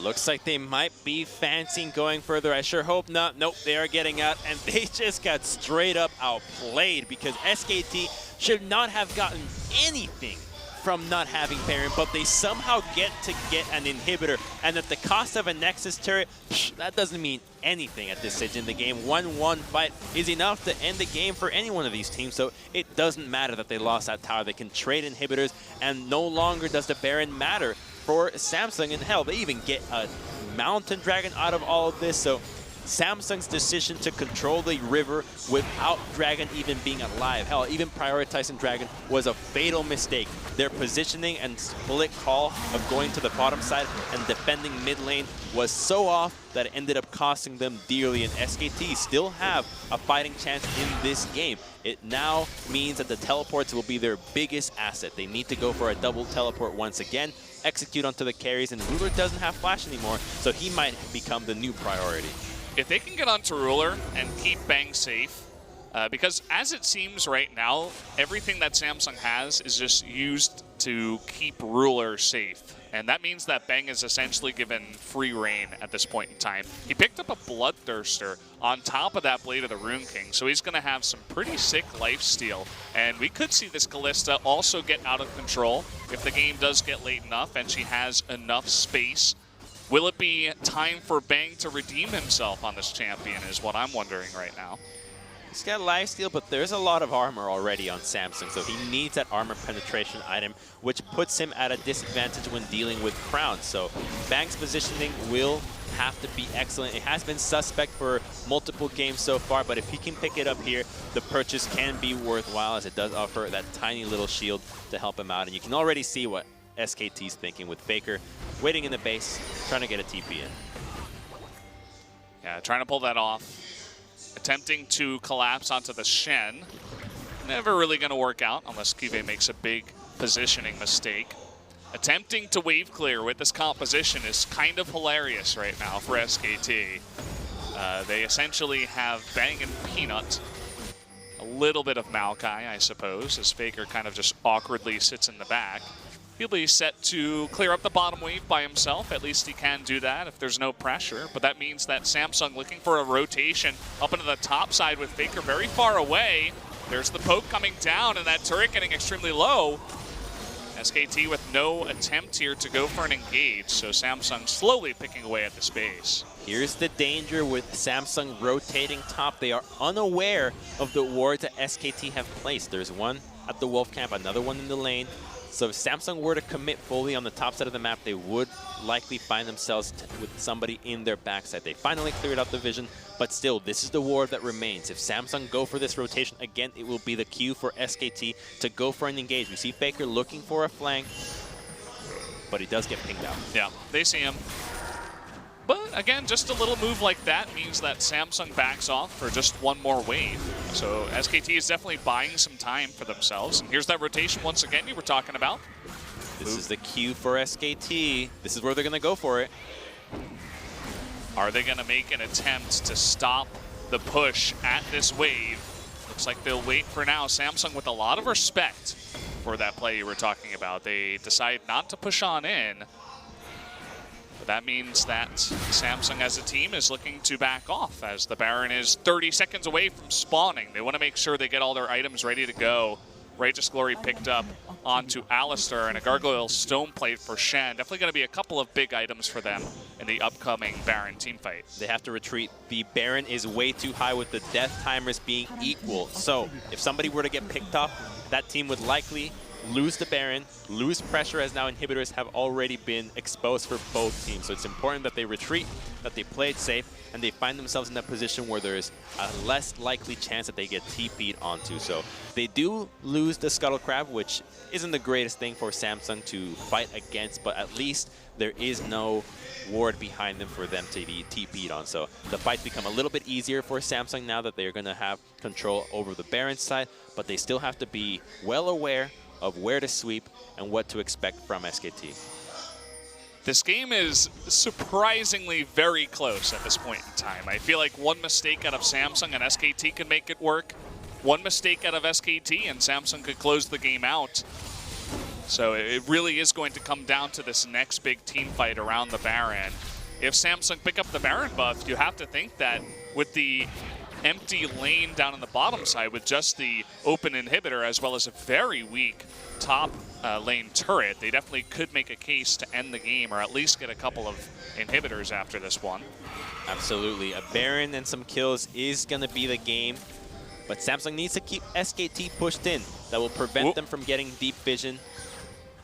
No deep vision means no TPs. They have to fight in a straight line, which is exactly what they want, so that the formation has your 3 tanks in the front and your 2 carries in the back line, dealing damage and protecting each other. Faker actually got the Banshee's Veil off of Crown, and you can see that we're looking for a play. Ruler has the escape. Crown does not. He will have his flash, but if they could lock him down with some hard CC, that was pretty close, but not close enough. They're going to be able to wave clear, but look at the poke out of Ruler. He takes out that turret, easy peasy, and now they're going for this inhibitor. The attack speed is coming in, down to about half health. Looking to try to get this one down, and it looks like SKT will give it up. That fish was basically like a game loss for SKT. That was a big mistake from Faker. They have a control ward in the back. They could have used that to TP, but the second that Chum the Water goes off, Samsung's no longer scared. They know that Fizz's dive is significantly weaker. The CC's not going to be there. Tristana can play up, and that mistake from Faker might have just cost them a chance to go for a fight and might have cost them the entire game. You can see how much they want to defend this. That taunt, that stun rather, was so close to hitting Ruler from the Taric. Wolf almost making a game-changing play. But again, another missed CC means that this time Samsung will get their second inhibitor that they so dearly wanted. And now they'll make a play towards that Baron. They get lucky that SKT has some big mishaps. But now the Elder Dragon is up, and so is Baron. This is an opportunity for these teams to prioritize objectives. Baron is obviously the most important one here, so I expect both of them to fight for a Chum. It hit Crown! It got out to Crown! There's that Stand United into the cast, but will he go down? The shield to the heels, and the big shockwave right before that Cosmic Radiance, but here's Faker trying to get out to Crown! He gets him! He gets Crown! Now Haru is getting extremely low. Bang is still available, but so is Ruler. It's the battle of the 80 carries right now. CoreJJ, he's getting low. There's the Ren. Ruler, he can't do enough damage. SKT, they're too tanky. Now Cuvee is going to be left all alone. SKT, they're turning this one around. They're going to get another kill. Cuvee's not even going to stick around in this one. He's going to try to make it out with his life. SKT, can they pick up another kill? It doesn't look like it. They just get 2 as Cuvee sticks alive, and now they're moving towards the Baron. Oh, at the last possible second, Faker finds Crown, and that is huge. That's exactly the weakness of these 2 carry compositions. One man goes down, and they don't have a chance. There's Ren to secure this, but they're turning off. That stun misses, but Ruler forced to flash away. He pulls him off of the Baron, but Ruler doesn't have an escape. Will it matter, though? Here comes Bang on in, and he will do the damage. The rest of his team helping him out dearly. They pick up another 2 kills, and that should be the Baron for SKT. And that Baron is huge. What is Samsung thinking going into that moment? Not respecting that SKT could always turn around and go onto Ruler, and now the Baron will be theirs. Are they going to go donate themselves once again? Crown looking for the miracle shockwave. Can he get it? There's the cast. There's the rend. It comes out at nearly the same time as the shockwave. But Bang with enough rend stacks will pick up that Baron. And that is huge. SKT coming back in this one after losing 2 inhibitors. They will even get the top tier 1, Crumbs. It was so close to being closed out from SKT. Let's take another look at the fish. So, fish. They separate themselves. They leave Crown behind. Number 1 rule, if you're tanks and running these compositions, tanks must escort the carries out of position, and he single-handedly just takes down Crown. Nobody else was doing much against him, and the second that he's out, you can't go on to Bang. The bodies are way too big for our lone Tristana to deal with them. And just look at how much damage she does to Maokai. If you think there's no damage happening, you're right, because he just healed himself through another auto, so he stays alive, and it just shows how important this is. And the biggest thing about it is that now both flashes of the carries are down. Everybody has used their flash except Cuvee's, but we have yet to see some crazy antics with the taunt flash so far. And now that Elder is being contested, Crown and the rest of SK or Samsung can still take a fight 5-on-5, but without summoners, the peel game has to be there. These fights are getting out of control, man. This is going down to the wire already in game number 2. We talked about the mentality of Crown. I sure hope he's not kicking himself for being picked out there. I think that was just a beautiful play by Faker, but also a mistake by the team of Samsung to not stick together as 5. And so with this Baron, SKT looking to make a play around the Elder Drake, looking to get some vision, but they're splitting up themselves. Got to stick together as a team. Faker with this TP up is going to be pushing the top lane and looking for a TP behind. That's not a full ward behind him. That's just a scrying orb. So Samsung can take this and have a positional advantage. And with Maokai showing into the bottom side, it appears that SKT will simply be using the Baron to stall out this game. They have a chance here with Peanut if he wants to go for this Smite steal, but here's CoreJJ to headbutt him out. Will they get it down? Nice play here by CoreJJ. They are going to get that Elder Drake. Lots of Ren stacks onto the Alistar, and the TP even coming in, but I mean, it's an Alistar with his ult up. You're not going to be killing this guy. Every decision matters from this point on. Again, a one fight, now that the objectives are down, means that the only thing you can take is the base. SKT's not going to fight Samsung, though. They do have the Elder, so for 2 more minutes, we're not going to see much action onto the map. So we'll have to wait for both Dragon and Baron to wear off before we see anybody truly leaving their comfort zone and start fishing for more. Fishing indeed, as we've already seen one big, beautiful fish out of Faker. Can he make another one happen? Had a couple of mishaps on the Fizz ability, but definitely a key engage point for SKT as a team as a whole.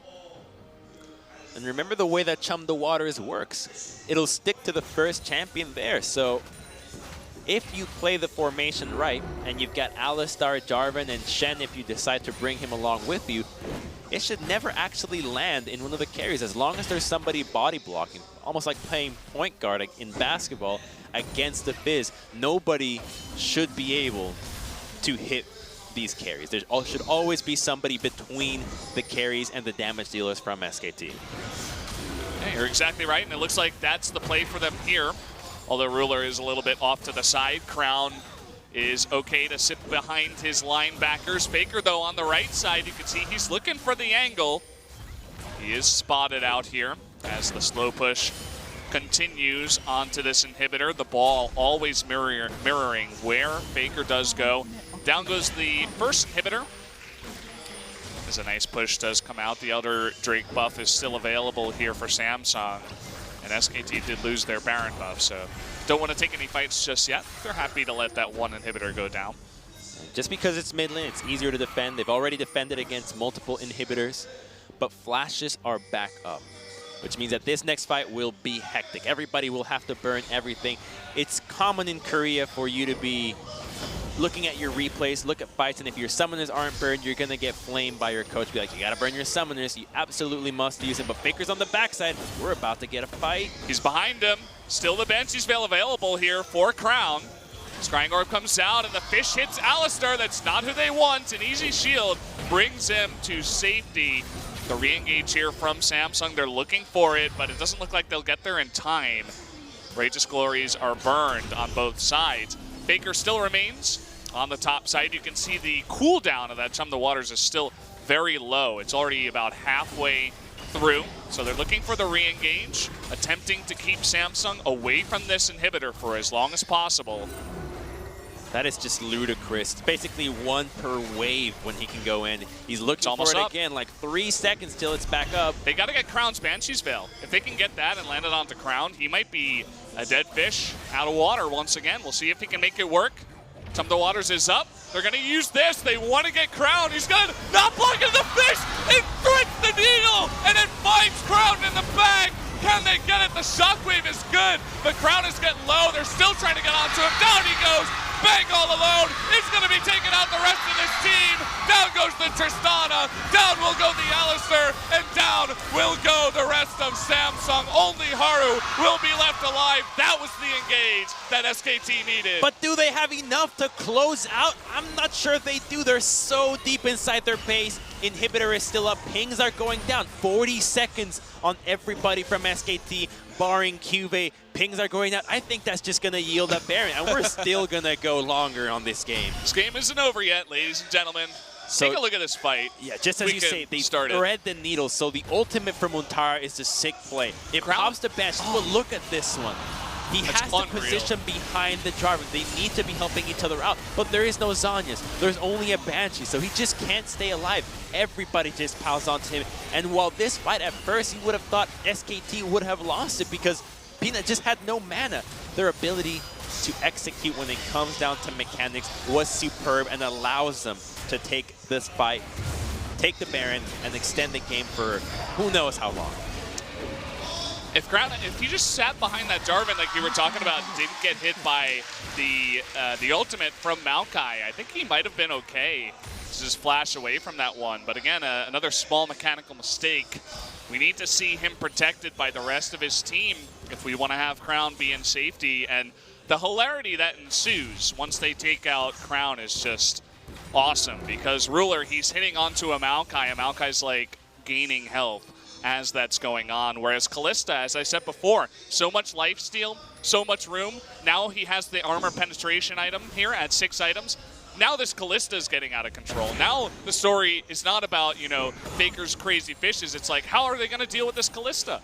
The tanks can't deal with her for sure. They need the long-range carries to deal with it, but they're too busy trying to stay alive, and they have not been successful at all for this game in doing that.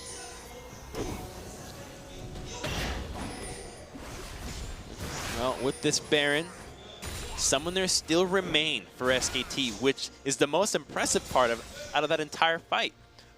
Both carries from Samsung had to burn theirs, but both from SKT get to stay alive. Wolf stays alive, which means they can go for another flash play with his stun. Untara can do it as well. And that means that these carries are in such danger.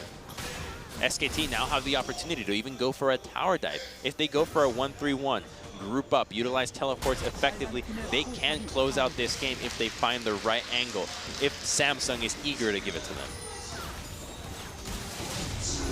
Well, they're looking to go 3-1-1, Faker in the mid lane, Untara down in the bottom side. Samsung with a very defensive setup as 4 or 5 members in the mid lane. This open inhibitor is going to be the first target for SKT as they move in. Always attempting to get that Banshee's Veil off of Crown. Will be a big key for their engage. Haru's good at catching kittens, but he hasn't been able to catch any fish this entire game. I guess for the first one where they try to go on a kill onto him, but when it really matters to keeping his mid laner alive, it's not just his responsibility. CoreJJ can do the same, but SKT's composition is not going to be capable of sieging without truly threatening a tower dive. So even though it looks great for them, the gold is still there for them. Remember that the fights that they have won are in open spaces where Samsung can't retreat. They have their base now. They have safety. SKT needs to take a different approach to these fights that has won them the previous ones. They have the wave clear too. They can just pop this wave right here before the inhibitor, clean out the back ones, the ranged minions, and say, come at us. You want to go for a dive? That's your only option. You got to bring it inside the base if you want it. The slow push isn't working out just yet. Ruler taking a little bit of damage, that Righteous Glory, just to push him back and threaten at this point. The Cosmic Radiance is going to be popped here. They're going to go on to Cuvee, but again, that's not used. Ruler taking a bit of damage. The Shockwave is going to catch. Bang, it's a big one. Can they actually get it? That dodge circle, but look at Crown in the back. He gets caught again, and that is exactly what they wanted. Faker, he stays alive somehow as well. He's still going down. Cuvee takes him out, but it just doesn't matter. Bang, he's all by himself. They could never take out this Kalista until the end. That's going to be the end of the game here, folks. Game number 2, SKT, somehow, some way, they pull it back. They just have a laser onto Crown, and Faker once again finds the Chum the Waters, and then Ruler Oh, he's out of the fight, even if he's not dead. He can't go on a 1v4 right now, not with Bang still available. That's going to be the end of this Tristana and the end of Shen, and potentially the end of this game. Somehow Kive survives, but it just doesn't matter. Game number 2, as the Nexus falls, will be SKT's. They fought with tooth and nail, and they succeeded. What an impressive display of mechanical skill from SKT, but Samsung drops the ball when it comes to protecting their composition. Their critical members were never alive. At no point did we see the composition truly survive for the 2v2 to live on and deal as much damage as was necessary to the backline. Ruler just jumping away so far, so many times. The max range of rocket jump, unable to return to the fight. His DPS was lackluster at best in this Tristana. But SKT, that's the story for this one. The fact that they are still alive, that final fish from Faker as they retreated into the potential Baron, that could have been it. That should have been it when it comes to Samsung. Another group, but the outplay going into mid lane where Samsung's decision-making faltered, dictated the remaining 20 minutes of the game, and SKT finds themselves now at a 2-0 lead and a demoralized Samsung that we just can't see how they're going to be able to bounce back from this mentally. This is not the booth I wanted to see out of Samsung. Crown with his head down again. The chairs not even aligned. You know, it says a lot about where this team is as a group. They're just all over the place on the Rift, but also in the booth as a team. And that's even looking more demoralizing than an Ever 8 booth after they lost their 7th game in a row. I mean, these guys, it was a rough one, but they still have a chance. They still have a chance for the reverse sweep. They have to bring it back. This is where it all started, that first pick onto Bang. This is where we were thinking Samsung might have a chance at this. Their composition is going great. The mistakes that we expected out of SKT to happen were happening. And they got a Baron as a result of this misplay from SKT. The double teleports were used. No wave clear into Baron. We thought, well, surely SKT can execute, but the final fish that caught Crown spelled the end for them. The fact that they were able to catch him here stalled out the game further and further, kept putting Samsung in unfavorable positions, and the mechanics too. Once again, Faker, I would say he gets the MVP. Somehow, he's finding ways to thread the needle, to catch the most important members of Samsung, which were just so flustered all game long. Never did they hold enough composure to recognize SKT's game plan when it came to team fights. They fell for it every single time, and that's how many battles it took for SKT to win. The patience was there, the mechanics were too, and this one was just the most beautiful of them all. Look at, so Banshee's why popped does immediately. Haru walk back? He needs to block the fish against Faker, but Orianna ends up tanking it, and that's the end of the fight. Block the fish or block the Maokai ults from going through. You know, he blocked one of them, but then Crown stepped a little bit too far ahead, and that's what popped his Banshee's veil. But as you said, I mean, it's bigger to block the fish and get Crown into a better spot there. And again, you know, Faker with the highlight plays, but Bang was so well protected throughout the fights. I mean, even he gets shockwaved here, it just doesn't matter. You flash back, and then there's no opportunity to get onto the Kalista. Where did he even throw this fish from? This was like a blind one that ends up hitting Crown. Sure, he goes down to Cuvée at the end, but that doesn't matter. Kalista stays alive.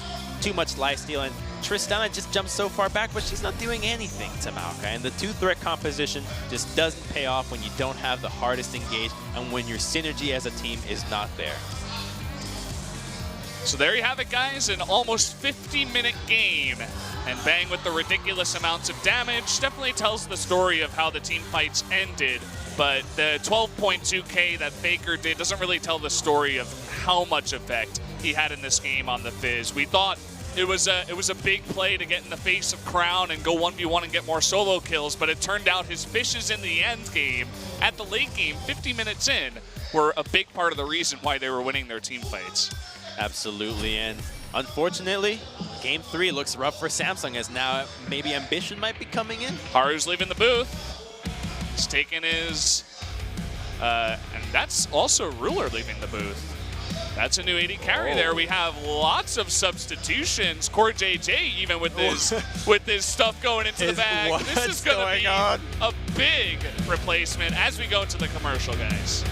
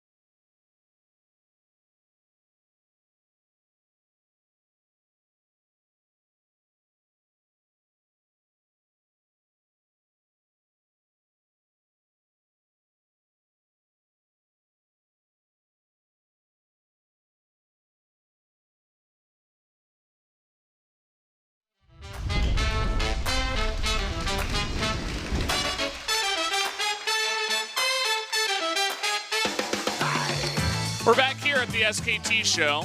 And if you guys are joining us late, it is 2-0 as SKT. It doesn't matter if they slump for half of a split. They seem to come back and wreck some of these big teams in LCK.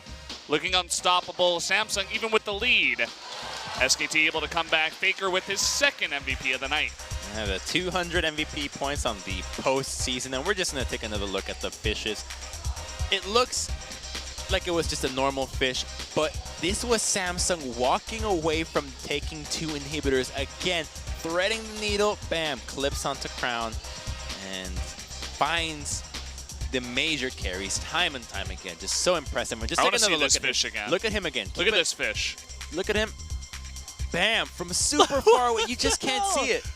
He had his eyes on Crown the whole time. He's like, the second I get an opening, the second they try to dive onto the back line, he's dead. All it took was one fish. He's dead, but I don't want to be that guy. But if you're a Samsung fan, I'm afraid your hopes are quite slim at this point, because we are seeing 2 players that have not had a single game all split long. Stitch and Wraith being substituted in Ambition. We've known him for a while. But the fact that Stitch and Wraith are being substituted is the most suspect thing for us to have seen. They don't have a substitute for Crown, who has been having a rough series. Yeah. Beating in Game 1, not being protected well enough or taking care of himself in Game 2. And now that you substitute a player that didn't see any games, and while Wraith has been with the team for quite some time already, he didn't play at all this year. And ever since CoreJJ came onto the team, he has become the main player. And the fact that you put this lineup, Game 3 against SKT, it feels like you're just trying to give these players experience, and then you're not actually shooting for a victory here. Yeah, that's why I definitely do not agree with this decision, to be totally honest. I think you have to put the guys in that have been on your team and playing all the games throughout the split. That's where you're going to have the highest chance of success. And putting in a couple of guys that haven't played all split and are objectively not as good players as Ruler and CoreJJ,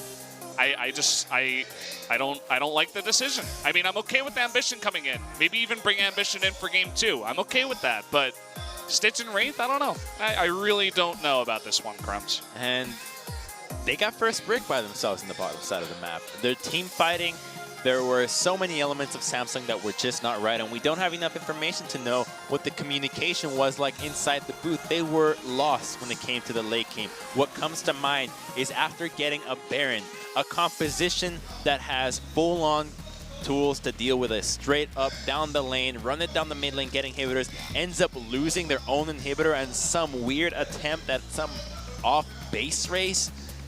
I don't think Ambition, had he been there, would have allowed that call to be made, and SKT punished for them. So I think what they're doing, get Ambition in here, see if we can shot call these rookies into a better position, see if their morale can help boost everything. But unfortunately, I think that Crowns might be the one that has been shattered the most. Yeah, I think you might be right about it. You know, bring in the oldest player on the team, have him lead you to victory. You know that the rookies are going to listen to him 100%, and just get your team on the same page and let Crown kind of just follow a big leadership and not have to think too much. Just try to survive in the lane and try not to be taken out by Faker time and time and again. I mean, it wasn't totally his fault. You know, the amount of times that he got hit by that fish, as we were talking about, Haru not blocking it multiple times, CoreJJ not getting in front of it with his Alistar. It's hard to do it all by yourself, especially when you're going up against the most mechanically skilled player in League of Legends and Faker. Well, when you get to these high-octane situations with playoff implications, teams tend to at least try to make a lot less mistakes. So for the most part, it becomes obvious when something bad happens, when it's either a team mistake or when it's a major individual mistake, like what we saw of Crown in Game 1. So for the second game, it was all about Samsung as a team making mechanical mistakes, all of them board macro decisions as well that cost them. So overall, it was one big pie of errors that ended up costing them, and now they find themselves staring SKT at a 2-0 advantage. But at least they have Blue Side, which has won both games of this series. Not to say that Blue Side has truly had much importance in this Crown series. not allowed to play Orianna. It might be that. Yeah, was surprised to hear that Samsung picked the red side for game number 1, and that's the reason why they were put on the red side 2 games in a row, because SKT was like, I guess we'll just pick blue side for game 2 if you guys don't want it. And yeah, I mean, they take away the Orianna on the blue side. I don't think it all has to do with Crown's performance on the Orianna. I was just kidding a bit with that one. Definitely want to take that on the blue side. This says, Faker, will you marry me? We'll have to ask Faker after the games. He is looking for a girlfriend after Rift Rivals. He said he's considering the possibility of a girlfriend. So ladies. Really? Or gentlemen, in this case. Hey, you gotta ask, well, you know? If you never ask. Faker specifically said he's looking for a girlfriend. That is true. It's true. But you never know if you don't ask. So he's trying his luck. We do finish out all of the bans here. The Caitlyn actually does get banned on the blue side, and Samsung, they're gonna go for the Alistar for Wraith here as their first pick. That does give up Kalista though, so they are passing up on that one, and it wasn't played to much success in the previous game on Core JJ's side. Had some great picks here and there, but when it came down to the major team fights, you feel like Alistar could have done a little bit more. And the Alistar that comes to mind when I think of a great Alistar play is Madlife in his prime. When he was playing this champion, if you were playing a diver, there was just no way that you could get past the front line. He would save the headbutts for you specifically, pulverize if you got too close, and it was not about the wombo. It was just about protecting individuals. And the game, just to give a bit of a crazy throwback, was Azubu Frost versus CLGEU when Diana was playing in that game 5 instead of the Anivia. We criticized Froggen, why did you not play Anivia? It was left unbanned, but the Diana just got thwarted by QV, by Madlife's Alistar. And maybe now, if Wraith can take a page out of that one, have some fresher air in the booth for themselves, they might find more success. But they do have Tristana once again, but at least the Maokai is not on Untara's hands. Yeah, they got this big front line, and here we go again, the Lucian. It was left up. And Faker will be playing his second Lucian game tonight. And still no mid pick for Crown, and with already Cassiopeia, Orianna, and Galio all taken away, SKT could certainly target Crown if they wanted to here. They could, and just look at the draft for Samsung's side. They banned out Caitlyn, but they left Kalista up. Is that really worth it? You're giving up an S-tier AD carry for another S-tier AD carry. What is the advantage that you're gaining on this side? You've already seen what Bang did in game 1 on Caitlyn. It was lackluster, but you saw Faker on the Lucian, so that ban could have easily been a Lucian ban, and we might have seen the exact same draft from SKT. So I would have to say that from what we've seen in games 1, 2, and 3, I think that Samsung's preparation has been severely lacking when it comes to dealing with what SKT is bringing to this match. SKT has certainly took them for a ride in this one. They're just trying to get off of SKT's mad ride here. A couple of bans actually not towards Crown, but towards QV in the top side. Taking away the Gnar, taking away the Camille. A couple of those split pushers that QV likes to play. Crown's down, you don't need to put him down further. They're okay with Faker just taking any matchup, and the Taric gets targeted again. So the unsung hero of many of the fights was indeed the Cosmic Radiance out of Wolf in that previous game. The stuns weren't quite there, but the ultimates make a big difference when it comes to dealing with the shockwaves that were often ill-timed at the hands of Crown, but he no longer has access to that one. But we do get to see Untara play his 8-2 Rumble, which is going to be a good matchup into the Maokai, just pushing non-stop. But what is Ambition going to play here? That's what I want to know, because the Jarvan, we saw him in 2 games, it didn't do anything. I think Ambition needs to go with the damage dealer here. Definitely have some options. The Rek'Sai still available. The Jarvan still available. Okay. Taliyah. Oh, okay. Oh. So Crown will be on the Taliyah against Faker's Lucian. Once again, the same matchup we saw in game number 1. They will be on opposite sides of the rift, but it's the same two champions. Don't give me the Jarvan. Kha'Zix would be a little bit better here. Kha'Zix can actually 1v1 the AD carries easily. He's got kill pressure onto him. And oh, it's going to be jungle Maokai. Okay, so now they have kill pressure onto Faker as they can lock him down. But Cuvée on the Kennen. The AP cannons have been underwhelming. They don't do a whole lot. The laning phase isn't quite as strong as before. The setups for teleports have been missing for both teams when it comes to having a flank ward for anybody. So I don't like the pick a whole lot, but at least now they have 3 threats to deal with what SKT is throwing at them. But 3 threats get nullified as you have Tahm Kench to eat anybody and keep them alive, and you know they're going to be eating Faker or Bang. And with the nice vow that will come through from both Gragas and Tahm Kench, Samsung's coordination needs to have a complete overhaul for them to succeed in winning these fights. Yeah, Wolf looked less than excited as he was forced onto that defensive Tahm Kench pick. I'm sure in his mind he's like, please let me play Zyra. I want to, but not going to be the case here. So we will see Tahm Kench for Wolf. But here's the danger, because now SKT have the early advantage. They have the early game jungle strength with the Gragas. So Gragas is going to be superior to Maokai early on. Rumble, it's not going to have the easiest time against Kennen, but it's not the AD Kennen. It's not going to get worse. It's just going to be AP. And then Faker, we know how that matchup went up against Crown. He's going for a confidence run back on this one, thinking, okay, I know my mistakes. I can do it again. But without an early game advantage on your jungle, it might just be Peanut's playfield to do whatever he wants to have SKT put as much pressure as they want onto the lanes and find themselves yielding an advantage. But the X factor is that we have no idea what Stitch and Wraith are going to bring to the table. We really don't, because we haven't seen them all year at all. We don't get to go watch them scrim. Their solo queue games are not that great. So what can we expect out of this lineup? Most likely a loss, but hey, they could surprise us. Maybe it's the secret weapon for Samsung. They need them in this moment really badly. They need them to step up to the plate up against SKT, the best team in the world. Can they actually do it in the bot lane? Can Ambition do it on his first time on Maokai for this season? Let's find out as we jump onto the Rift for game number 3.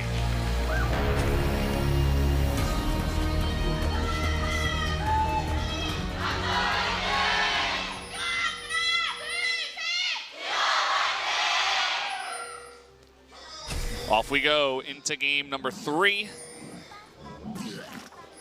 That's gross. Notice the theme, though, while gross, of the bottom lanes that have been picked, and a reason why the action has been lackluster. It's pretty damn tough to kill Alistar and Tristana, and then you have Tahm Kench and Kalista, who at level 6 is even harder than, say, Thresh Kalista in taking them down. So bottom lane, not a big opportunity for any of these teams to get a kill. Top side, however, without any tanks, you can just go in that lane and kill anybody. So attention top lane has to be the emphasis for these teams. If they can snowball from there, they can transition to the bottom side eventually with getting summoners out, with having them pinpointed under a turret, and maybe into the mid lane, but don't really want to see Samsung attacking mid lane. 1v1ing Lucian is hard enough as is, and if you apply Maokai, while you do have the root, you might not have enough damage anyways. Our observer was loving the Tahm Kench zoom in as he puked up whatever that was multiple times in a row. But the show's over. Wraith didn't even go for the cowbell skin, which is kind of unfortunate. Not what we wanted to see.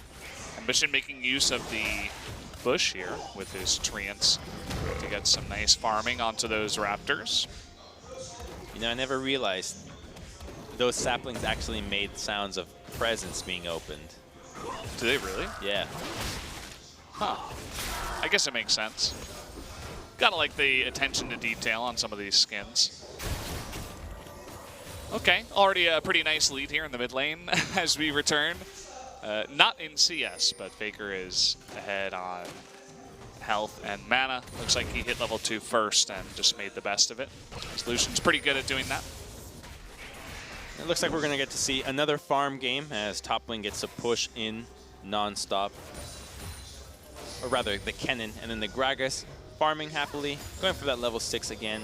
So the game plan, similar to Game 1's, Game 2 is now happening in Game 3. Not much early, transition into team fighting, and we saw already what SKT can do in their team fight, so Samsung needs to accelerate a little bit here. We need to see the wave bounce back topside, and then to look for somebody to pick on rather. You can see Peanut clearing out the entirety of his jungle. Did not go for the Scuttle Crab. Ambition doing similarly, just not taking out his Krugs. And this one looks like he might want to move towards the bottom side river Scuttle Crab. Faker gonna go ahead and ward on this side. Nicely timed. Knows the potential for this. Peanut just hit level 4 after those Krugs. He could use the Blasting Plant and attempt to go top. Looks like he will. There is a nice ward here. It's about to expire. And if he went top after this Rift Scuttler, definitely could have potential. This is the stat I was talking about earlier. SKT is 16-2 in best of 5 since 2015. So you guys thought they were in a slump, but you just had to wait until they hit playoffs when they do get their playoff buff. It's been pretty out of control. It has, but it also has been disappointed for Samsung. Really, I thought a lot more of them coming into this series. I thought that the preparation would be there, that the compositions would be there, that the composure was going to be apparent. But the first sign of worry to me was that Haru was starting in Game 1. He played a handful of games, all split long. It clearly worked better with Ambition. And the fact that they start him, to me, is a sign that Ambition maybe was just not playing up to par, that there was something wrong with the team during the scrims that was going on. Otherwise, you just wouldn't have that happen, because every time that Haru was coming in, it was always after Ambition having some faulty game. So an indication of them having struggled in compositions, in scrims, struggling in drafts maybe. And I gotta say, I think Samsung had been scrimming Afrika, because I don't think any other team seems to have as much emphasis onto the AP Kennen as they do. When are we going to get to see this work? I mean, well, Akashun Tara played it, but it's you know, it's not like his fantastic Kennen performance got them to win that game. It was Faker popping off on the Lucian in a ridiculous manner against Crown. But maybe this is the game. Maybe QV pulls them back to victory. I know it's looking very dire for Samsung, but you can never count them out. There's always a chance. Even with Stitch and Wraith, looks like they're doing okay in the bottom side so far. It's not like they're getting totally pushed out here by Bang & Wolf just yet. Oh, and you have Tristana. It's going to be a piece of cake. I mean, after all, Samsung's bottom lane did win 2v2 in Game 2. They got that first break all by themselves, so subbing in the bottom lane is not going to be the most impactful when it comes to just straight-up laning, considering that Bang & Wolf haven't had the most wonderful laning phases in their 2 series so far, but it's going to be when it comes down to decision-making, late game team fights, the macro play as a unit. How up to par is Wraith, Stitch with Ambition? The synergy, we haven't seen it for a while, and it wasn't even great when last we saw it, when it was around Worlds and last spring split, so that's why this game feels underwhelming already. The fact that such a major substitution comes through. 2 players, okay, that's fine. But 3, 60% of a team? Come on now. You're basically subbing out your entire team. It feels that way, at least. Not literally, are they? But definitely is a point to be made in this one. You can see that before, Faker was using his culling to just push the lane, so it looks like this time around Crown is definitely respecting the Lucian, and Faker doesn't quite have the pressure that he had in game number 1. So things are looking better in the mid lane front at least. And even Peanut setting up for a gank here. Ambition, though, is going to face check. As we do have a fight in the mid lane, Seismic Shove is going to miss again. The culling isn't up though. Here comes Peanut moving forward. Faker eating a couple of stones to the face. Not going to be enough. Exhaust coming down here. Wolf going to eat up Bang, attempting to get him to safety. They're moving forward, forcing that flash out of Bang. But here comes the chase, attempting to get some more damage onto Wraith. In the end of it, just going to get the flash off of Bang. So the bottom lane that gets substituted still finds a way to put pressure onto SKT's bot side, and this is a cue and perhaps an indication of what we can expect for the next series. A little bit of a tussle in the jungle, but I think it might be too far-fetched, but I'm still gonna go ahead and risk this statement that I think that they're gonna... 1 second though. Okay, Peanut's getting caught out here. The Devour coming in. Stitch is going under turret. That is too much. All right, my good I'll sir. Say it. SKT's winning it. SKT's gonna win this game. And when they face SKT or KT now, KT loves to pick on the bottom side of the map. So if you're an KT looking at this game, you're thinking to yourself, well, clearly the bottom lane seems to be the area that's struggling. Let's try to punish this as much as possible. I'm just gonna ignore that, and that was awful. We know it was awful, but these players aren't the main players. Yeah, I mean, the mistake, is it really this play, or is it the mistake? Like, what is it the mistake to sub him in the first place, you know? Under this much pressure, that's just, it's too risky. I mean, even if you do get the kill, you're going to have to burn all your summoners, you're never going to get out of there alive. It's just a big mistake there by Stitch in the bottom lane trying to make that work. And, well, definitely not the start that Samsung was looking for on the side of their bottom lane, especially.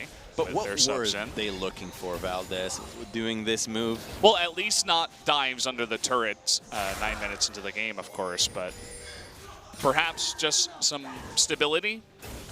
You know, as you said before, right, before the game started, we don't get to hear the comms. Maybe there was arguments going on. Maybe, you know, Ruler and CoreJJ, they were just not happy with the way things were being called, and so the coach made a hard decision to sub them out, you know. We'll never get 100% of the information on these teams.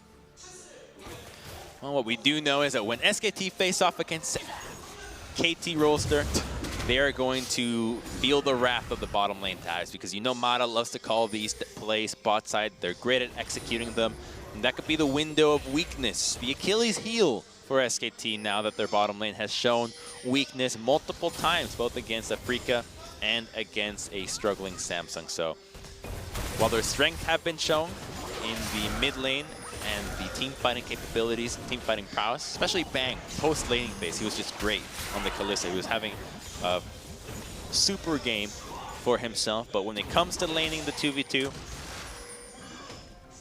work needs to be done. Well, Faker and Peanut moving as a unit. It looked like Crown was definitely having a lot of fun in the lane this time around. You can see a potential dive was happening up in the top side, but it did fail, as Untara did read it very nicely here.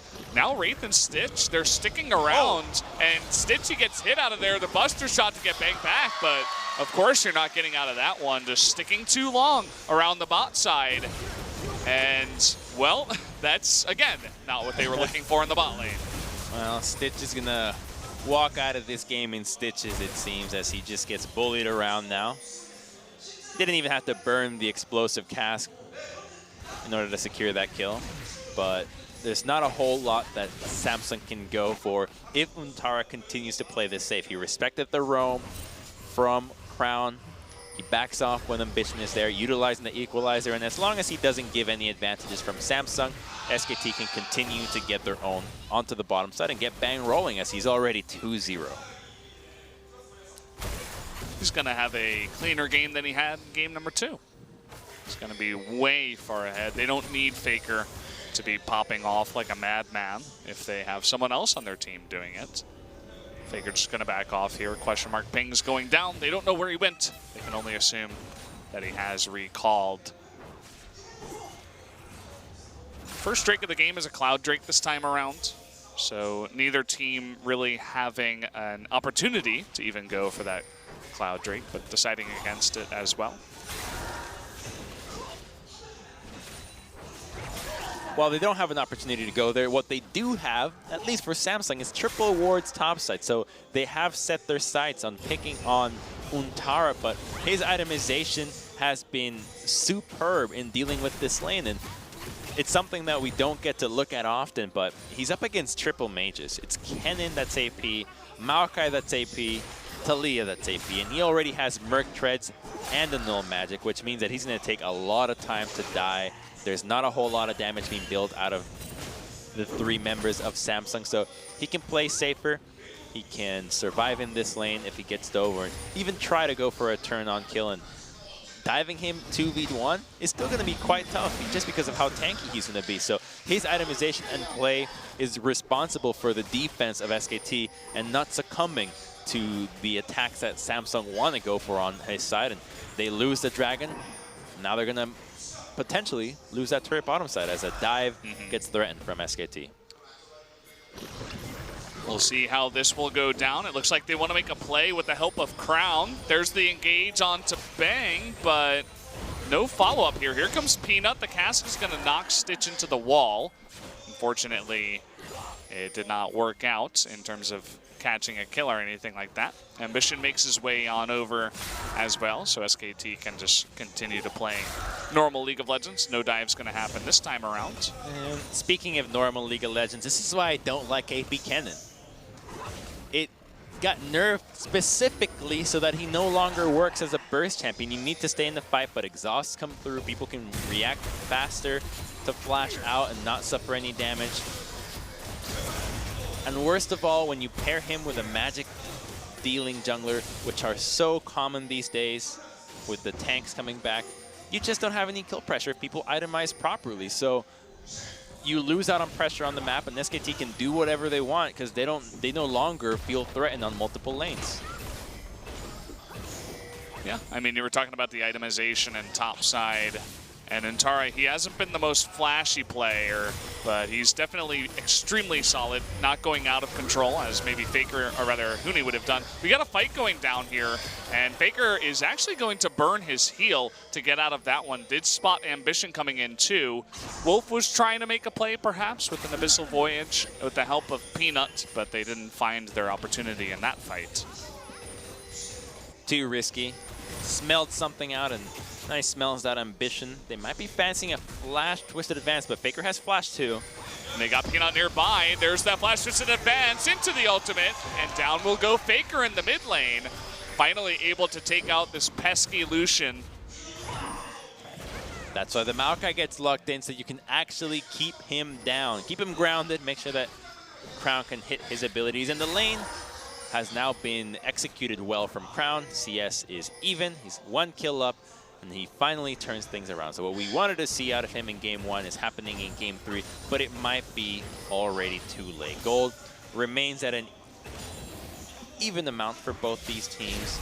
And pressure, I would say, the same as well, except for the bottom side, which we don't want to look back as to what happened for Stitch's escapades into tower. Yeah, I mean, he'll experience enough of that in the replays if we do get to them. We'll see if Samsung can come back in this one. Cuvée putting a nice amount of pressure up on the top side on this Kennen, looking for that Haunting Guise as a follow-up. And Crown is having a much better time on this Taliyah. We talked about how he is one of the big pieces for Samsung as a unit. If they don't have a Crown, then they don't have a King. And, well, they need to make this work as a unit. Okay, we do have what looks like an Abyssal Voyage in onto Stitch, and here comes Peanut. He's all alone. The flash comes in with the Rend. Wraith, all by himself, somewhere out on the map, is looking to make a stun happen, actually getting him pretty low with the Ignite.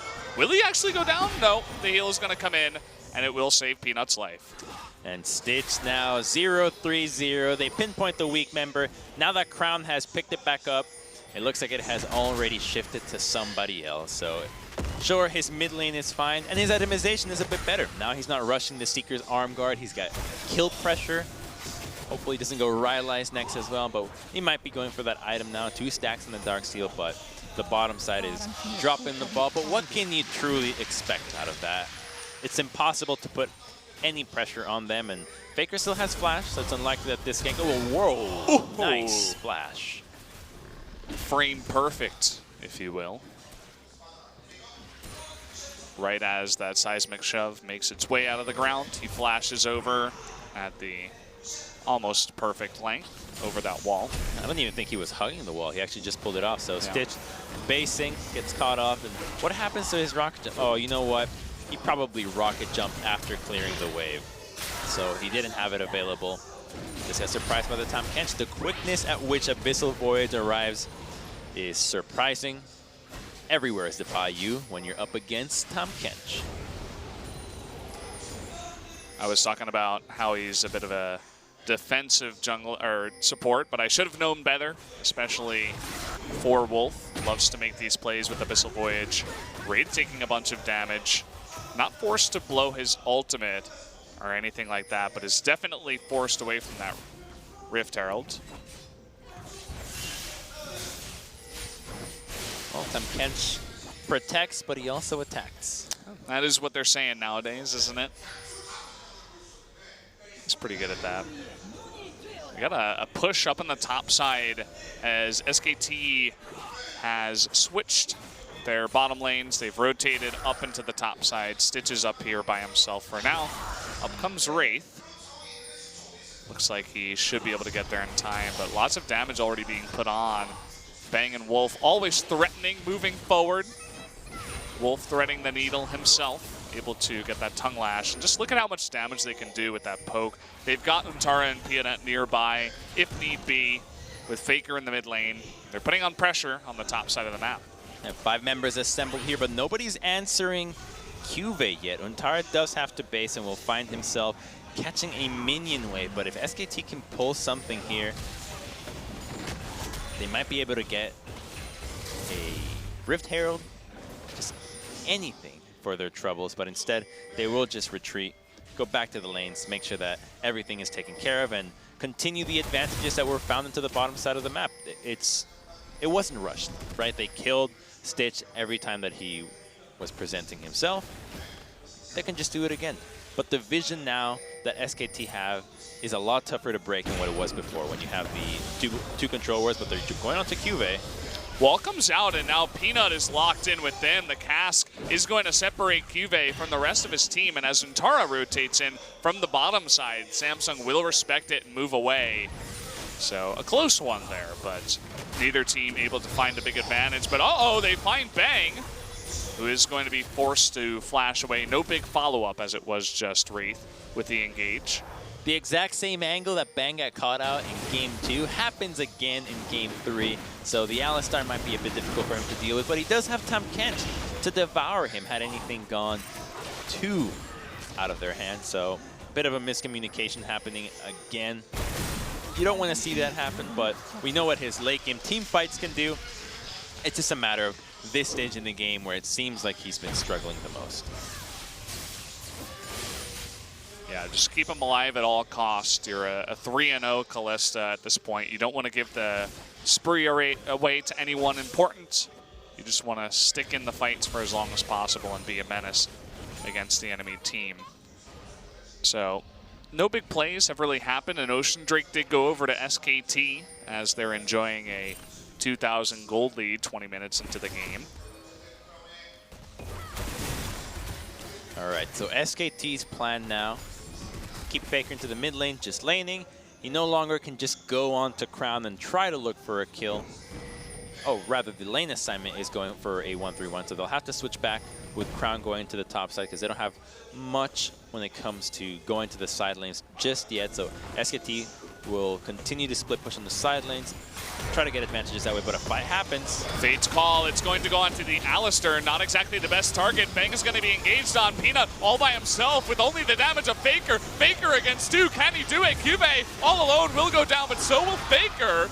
And so it's going to be a 1-for-1 for just now, but now it looks like SKT with a bit more damage. Nice re-engage there from Wraith. He gets the stun, but it's not enough. Bang, he's too protected. Untara, he's doing too much in the front line. That's going to be a couple more, and in comes the Abyssal Voyage. Ambition's all alone, he can't survive. Wolf, he wants the kill. Doesn't look like he'll get it, though, as Bang decides not to join up, but they pick up a 4th kill And a big lead now for SKT in this one. Oh, huge balls from Faker going for a 1v2, but you wish that Stitch could have done the same. It felt like had they followed up on Bang when the combo came through, Samsung might have been able to walk away on that one. So we're going to look at that fight again. It's a 4-on-3 as it starts breaking off. So Faker gets to hit the Maokai immediately, and sure, Bang is distracted and the Maokai or the Kennen comes through in the backline, but he doesn't do anything. He gets exhausted, murdered right away while Faker dies in a 1v2. But this is the big one, the combo. Let's see what Stitch does. He has the rocket jump, but why is there no switch of damage onto Bang? We just won't know, because 1-2 autos might have been able to take him down, and that could have made the difference. You get the reset. He had the reset from killing Faker earlier with the explosive shot, I believe, so there's a reason why he's not the starter. But the entire fight obviously cannot be pinned on one individual player out of this one, but still, SKT, because their AD carry survives, because he's got lifesteal and the tank to go with him, walk away with a Baron. He's trying his best, you know. It was a good play onto Faker at least to clean up the kill. Just a small play towards the end and good protection. Untara, there was really no one to deal with him towards the end. Surprisingly tanky with the Banshee's Veil and the Merc Treads. You were talking about all that magic damage coming out. Even though they expended a bit onto the Rumble, they quickly realized, like, hey, this guy is not going to go down in time. So they had switched targets. That's not necessarily what you want when you are behind. So SKT in a really good spot now. They get the Baron after that big team fight. They pick up one turret in the top side. Now about 7,000 gold ahead, 6,000 gold ahead. That 7,000, or rather 6,000 gold lead will only grow in a 1-3-1 formation, which is what they're okay with. Kennen can't go for the 1v1 onto Untara. They're going out to Ambition, but it's only a 2v2. Well, he does take a bunch of damage. It's incredibly low. And that was all by himself going in there, engaging 1v2. This is his first game of Maokai in LCK Summer, and that's not necessarily what you want to do when you're trying to defend. I understand the idea. He's desperately trying to keep the tower alive, going for a type of engage with some help from his teammates, but he is melting to the likes of Faker, who already has his Black Cleaver and is chomping down targets already. They're chomping down turrets. Untara rotating between both mid and bottom. Get those tier 2 towers, but there's not a whole lot that Samsung can do here. They need Cuvee to be able to flank, to engage onto the carries, but with Tahm Kench, with exhaust, there's not enough that Kennen can do by himself. So this composition needs even more coordination than last time around, but you've got players that don't even start on the team, that don't play that much. It's going to be nearly impossible for them to pull a miracle here of synergy out of nowhere. 3 turrets taken out here by SKT. They still have 45 seconds left to go, and they are looking towards the bottom side even. Bang. Looks like Cuvee actually does do damage at this point in time, especially with the Void Staff and the Liandry build. So just tearing through Bang, essentially true damage. The thing at is, this point. He does damage, but it's not one-shot damage. It's not Annie damage. It's not Veigar damage. It's not Kha'Zix damage. Yeah, it's just enough to make you feel, oh, I'm scared, but then you realize, oh, you don't have anything else in your kit. You're relying on your cooldowns and people to follow up on your damage. So, sure, it chunks out Bang, but it's not going to be enough to deter him entirely. And when it comes to a team fight, he can easily get devoured by Fate's Call. He already has a Mercurial Scimitar to escape not only the CC, but run away from whatever Kennen throws at him. So for Kennen to actually sit down on anybody, lock them down, and be successful at it is highly unlikely, on top of the fact that flashes are up. Yeah, this is a really nice composition when you're really far ahead like this, of course. No, Valdez. You know? Kennen is not a good...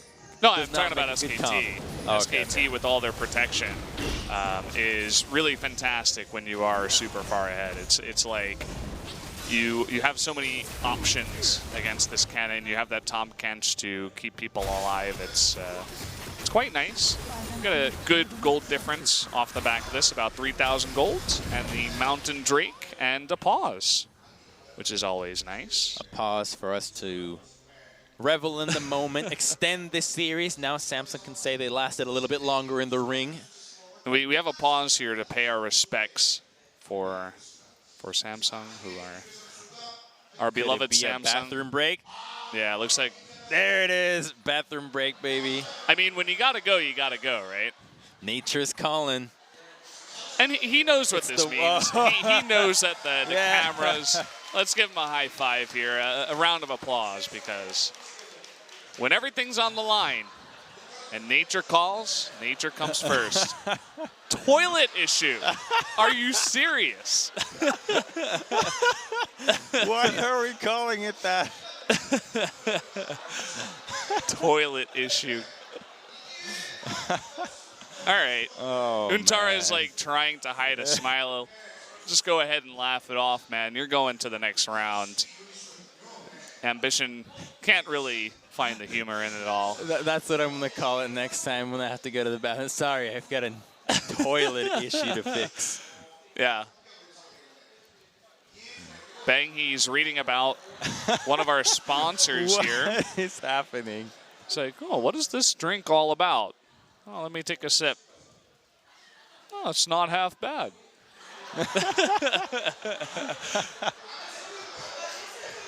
He's getting more and more interested in this the more he takes a sip of it. Well, there's also the red one. The red one's HP. This one's MP, so he's getting the mana back. You said red was grape. What flavor is this one? I don't know. I can't get a close enough issue. Finally, we have Crown with a smile on his face. So that's nice to see. It's not funny to watch some of our pro gamers get crushed, even if you are fans of the other side. I guess if you're a hardcore fan of SKT, it's okay, but even then, you got to understand some of these guys in the booth are really young. He's walking back. It's hard to deal with it. Okay, Kive's coming back. Can we get another camera shot? Yeah, give him a round of applause. Did he wash his hands? Cheers for the washed hands. Well, we can only hope, as I'm sure he wanted to come back as soon as possible, Crumbs. That doesn't mean you should not wash your hands, Valdez. You can only assume at this point. You got to keep your hygiene on. Seems the toilet issue is fixed, guys. Thankfully, thanks to Plumber Cuve, who went in there and dealt with that toilet. Who knew he was a man of so many talents? All right, it looks like we're ready to go. The countdown has started, and game number 3 will resume. Too much mana power for him. Actually, he is on Kennen, so that's where the excess comes from. He's got to let it go. It all makes sense. Well, there's that damage coming up. Even Wolf saying, okay, I got to gobble you up before you take too much here. And that was a pretty entertaining break that we have, so even I feel a little bit disconnected from the action. If you guys are joining us, SKT is about 8,000 gold ahead, and they did just have Baron and a super fed Bang on this Kalista. After his not so good performance against Afrika, he's trying to redeem himself, and so far he has in both Game 2 and Game 3, having really sick performances on the Kalista.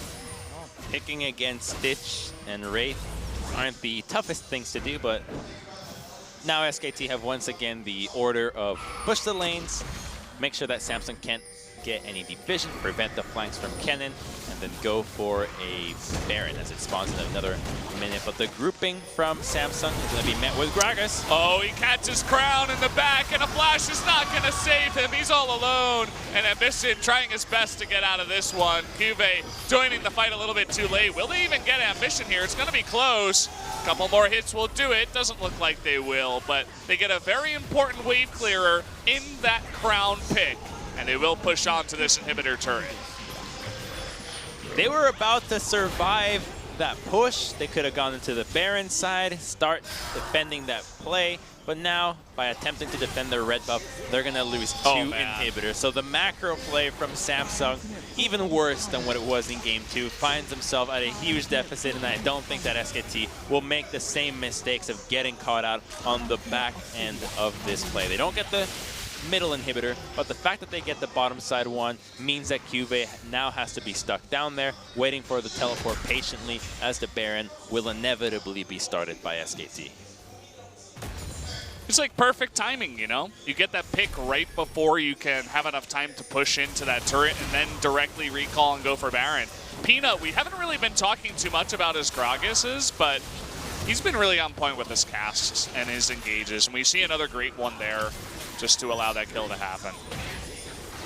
As a good cast out of the missed position out of Crown. Again, why does a red buff at 30 minutes matter? It doesn't. There's no right answer to that one. It's a trick question. I thought you were telling a joke or something. You shouldn't even be there. It's a poor play.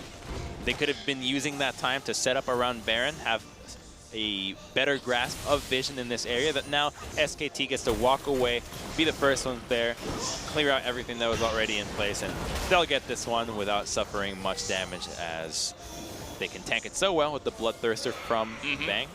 I mean, when you're ahead 12,000 gold, you might as well just go for this, because you're trying to bait your opponent into one of the most desperate plays they can go for. And Samsung smartly is just going to let that one go if they don't have too much choice at this point in time. SKT should be almost celebrating already as they are beginning to push in onto these turrets. They've got all the dragons, they've taken all the barons, and they're looking to take all the games as they send Faker into mid and the rest of the team up into the top lane to take out these inhibitors and potentially go for the win. They're just glutton for victory. 3 world titles is not enough. Oh, they catch Bang, but it just doesn't. Multiple LCK titles, not enough. They need to win it all, and Samsung stands in their way, but knocked down like a cardboard team. Question is, can the rest of the other teams step up to SKT? As SKT, they're looking for their second 3-0 against Samsung in best of 5s in 2017. They take out that third inhibitor. The Weaver's Wall will come in, but it's just locking SKT in with Samsung as they're pushing on to these Nexus turrets, just waiting for the waves to push in. Wraith with a nice engage here, but the perfect equalizer. Kive's going to go down, and so will Crown. Nobody on SKT is going to go down here as Faker lifesteals up. That's going to be 4 kills. Ambition, they're looking for the third one, or rather the 5th one. Can't even count at this point. The Rend, will it come in? Not quite, but they will stake out the Nexus, and that is game number 3. SKT with the 3-0 victory over Samsung. This series was not even close, Valdez. Game 2 had some glimmers where we thought Samsung could do it, but they just fell apart when it truly mattered, and without being able to maintain composure in those high-octane moments, they were never going to stand a chance, and SKT took full advantage of it and dismantled them in Game 1. Game 3, does that even count? You sub 60% of the team? I argue not, but hey, SKT now puts fear in the rest of the teams in both KT and Longzhu. Are they next? Are they trembling? Is John Wick unleashed and coming back? Did they kill their puppies? Wolf and Bang do share a cub themselves. Yeah. So they might be upset at that. I mean, you also have to point out that Untara and Peanut are quickly becoming the 2 players that we might see for the rest of 2017 for Samsung, or rather for SKT. These guys played super solidly. I know Faker was the big MVP in 2 of these games. He had a nice game 3 as well. And, you know, Bang and Wolf, they were doing their great stuff. The Kalista play out of Bang was great, but Untara's playing really solid in the top lane. Peanut was playing a extremely good Gragas. Really got to hand it to him.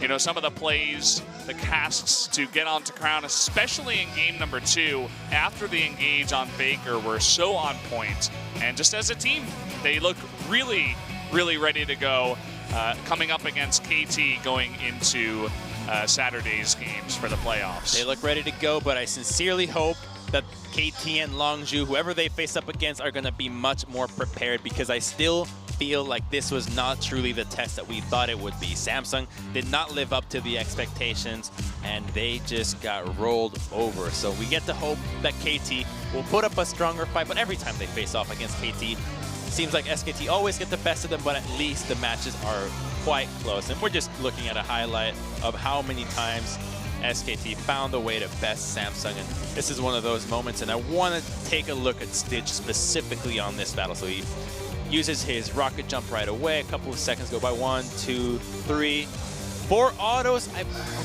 pretty sure the reset must have come through on the rocket jump, but still here, where are the autos on Tristana or on Bang? The stun came through at the very end. I think questionable, but I think that was the only play you could have truly gone for to salvage that situation, as SKT came out with a Baron after that play. Yeah, it was definitely a close one. And after that play, as you said, the Baron went down and essentially the game ended. So we're not even going to get to see the rest of it. You guys know how it happened. It was very one-sided. SKT closing it out saying, we will be the dominant team in LCK over Samsung this time around. We might lose in the regular season to you, but when it comes to playoffs, you guys are not as solid as us. And SKT showing a lot. We will be seeing an MVP interview, no doubt, with at least Faker and perhaps someone else to join him up there. Well, when we heard Coach Carter speak about their 0-4 record against Samsung, is very vocal in saying, we don't give a damn, actually. We only focus on our present games. The past is the past. We will play our best. We are prepared. They showed that, but is anybody as prepared as SKT? We got 2 more matches to see that. Well, guys, it looks like the MVP interview is almost ready to go. We're getting extremely close here. Here we go. Let's go ahead. I'll hand it over to Jason. Hi, this is Jason, your translator. Here we have Faker for the interview. So your performance was great since the wildcards. So how do you feel for getting MVP points in a row? Yeah, I had good feeling before the game, and I'm really happy to get the MVP points. I really want to maintain this form for the next game. Your kill contribution for the first game was 100%. So are you satisfied from today's match? Yeah, I think I'm fully satisfied with my first and second game, but I think I made a lot of mistakes in the third one, so I'm kind of like not very satisfied, but overall, yeah, I'm kind of happy. And you got quadra kills, and you even dived into their base. Did you want the panic kill?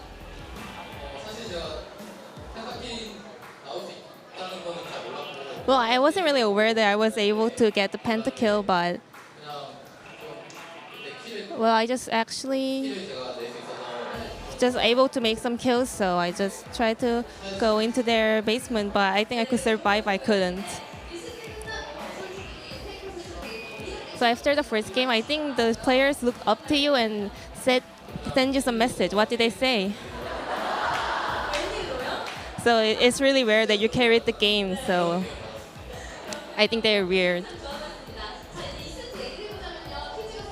Then the second game, FaZe has kind of rough game in the early moments. How did you play the game? Yeah, I think we had to make some points in the early games, but we failed it. So I think Samsung was in the lead, but in the late game, we had more power in the team fights. So I thought we were okay. So we kind of played slowly and maintained to the late games. Well, in terms of playoff, you kind of surprise pick FaZe as a midline. What are your plans? It's really good champion with a composition with the jungler to get lead in the mid lane. So Faker was the first and second set MVP. Then let's check out the MVP for the third game. Well, we know it's not going to be Faker, so who's it going to be? Bang! 7-0-2. Had the most kills on his team and did not die a single time. There was no gigantic play that he made in this game. Just played a pretty good Kalista. Well, it all started from Stitch with a generous donation into the bottom side. He saw the opportunity because the Devour had gone down, but too greedy. And then with the recall with Rocket jumping down, ended up giving another kill. We know how it ended. Here he is. And we're back with Bang. So how do you feel for today's match?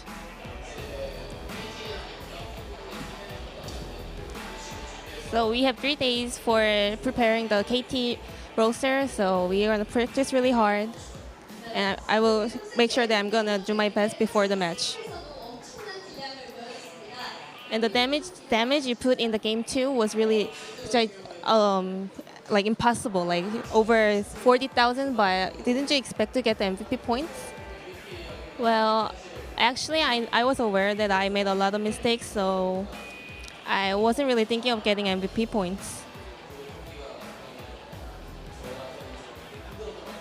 And also, our bottom laners had a lot of hard times during the game. Then how was the game 2 as a mid lane? I didn't put a lot of damage, so I kind of thought that I might miss the MVP, but I actually thought that I would be the MVP in myself, because I landed my ult really well. So do you agree with him? Well, not fully, but actually, yeah, he kind of opened team fights really well. So he helped me a lot with damage dealing. I was kind of free dealing in the backline, so it was thankful for the Faker's Fizz.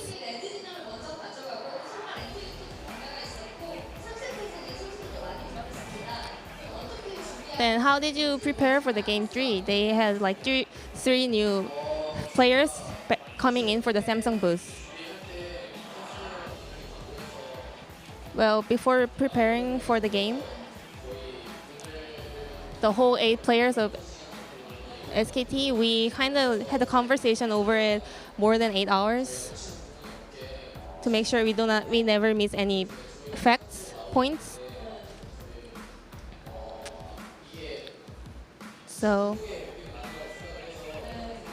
we talked about our mistakes and some points that we have to improve. So I think we kind of prepared with our long conversation.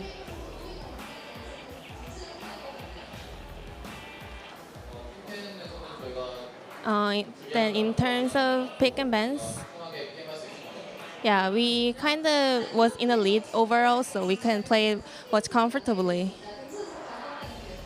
And last words for their semifinals. So starting from the bottom, we have 2 matches done, and we're gonna make sure to win the next match. And then last message for your fans. Thank you for supporting us a lot today, and I'm gonna make sure that I'm gonna perform my best at the KT roster game. And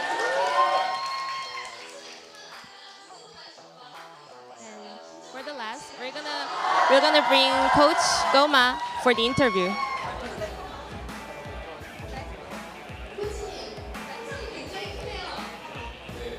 There are a lot of fans supporting you. How do you feel for today? Well, the playoff isn't over yet, so I don't have much to say, but I think we showed all we prepared, so I'm really happy. Is there anything that you couldn't expect from Samsung today?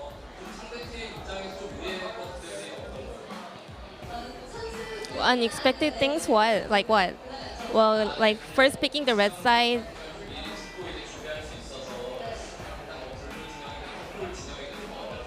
Well, actually, I just didn't really think of the pick and ban sides, because as a blue side, I planned for it, and as a red side, I also had plans for it, so I didn't really care about it a lot.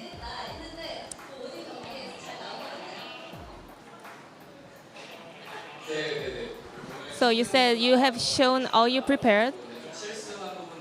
So what kind of points were it? Yeah, I think they performed really well, but there are some points that they made some mistakes, so I think we still have to make improvements. Then the upcoming opponent is KT Roaster, so are you going to have the 6 hours of conversation again? So, well, the hours doesn't really matter. I think but it's really important to have a long conversation. Any message for your players? I really want to thank them for playing so well today. So people say that you actually don't need to worry about SK Telecom because they do so well every time. Is there any last word you want to say? Well, as a pro gamer, the most important thing is winning. So we'll do our best to win all the games. And thank you for your support and love.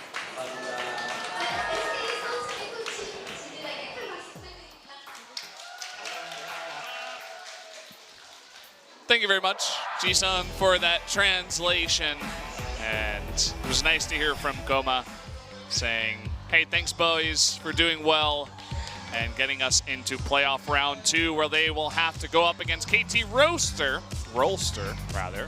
Could be KT Roaster if SKT plays even better than they did tonight. We'll have to wait and see. That will be on Saturday, August 19th, cast by the guys over at OGN. Truly legendary answer there from Koma, dodging the question. Do you think you're necessary? Is basically what she asked him. Are you needed, or is SKT just a well-oiled machine that doesn't need more coaching as to their success? But the answer is always yes. You do need a coach. So nobody get your hopes up. It does help, obviously, to have some of the greatest players on your team. Faker, the greatest player on your team. That helps tremendously, but you still need composure and structure to make everything work. It's going to be a really hype end to the LCK summer split. If KT Rolster do go down, I believe that they do make it over Samsung in terms of just points. And then it would be up to Longzhu to win LCK to pick up that summer split, in which case I think SKT in that fact would win over points. So look at how impressive it would be if Longzhu wins. First split with the roster, a win. It's their first time as an organization First making it split, into Worlds. Regular split. Or rather into LCK main. First split LCK win. That's a Cinderella story if I've seen one. I mean, they did like the opposite of Samsung, where they replaced 3 members and they actually did something with it. And it really worked out for them. It worked out for the entire season. And those guys are going to be waiting. They're going to be studying the entire series of KT versus SKT, no doubt. There's going to be so much information that they can garner from that because, I mean, it's the Telecom Wars. Both of those teams, they respect each other so much. They're going to be bringing out all the stops. And, well, you've been right so far, Crumbs, for your predictions. SKT has made it into playoff round 2. You think SKT is still going to win against KT? As heart-wrenching as it might be to a lot of people, I do think that this team will just win against KT and then win against Longzhu. Well, there I you know go. it hurts to say, it hurts to hear, but history is history. Well, I'd have to agree with you. But, guys, that's going to do it for us here at Spot TV. Thanks for watching All Split. We'll see ya when we see ya.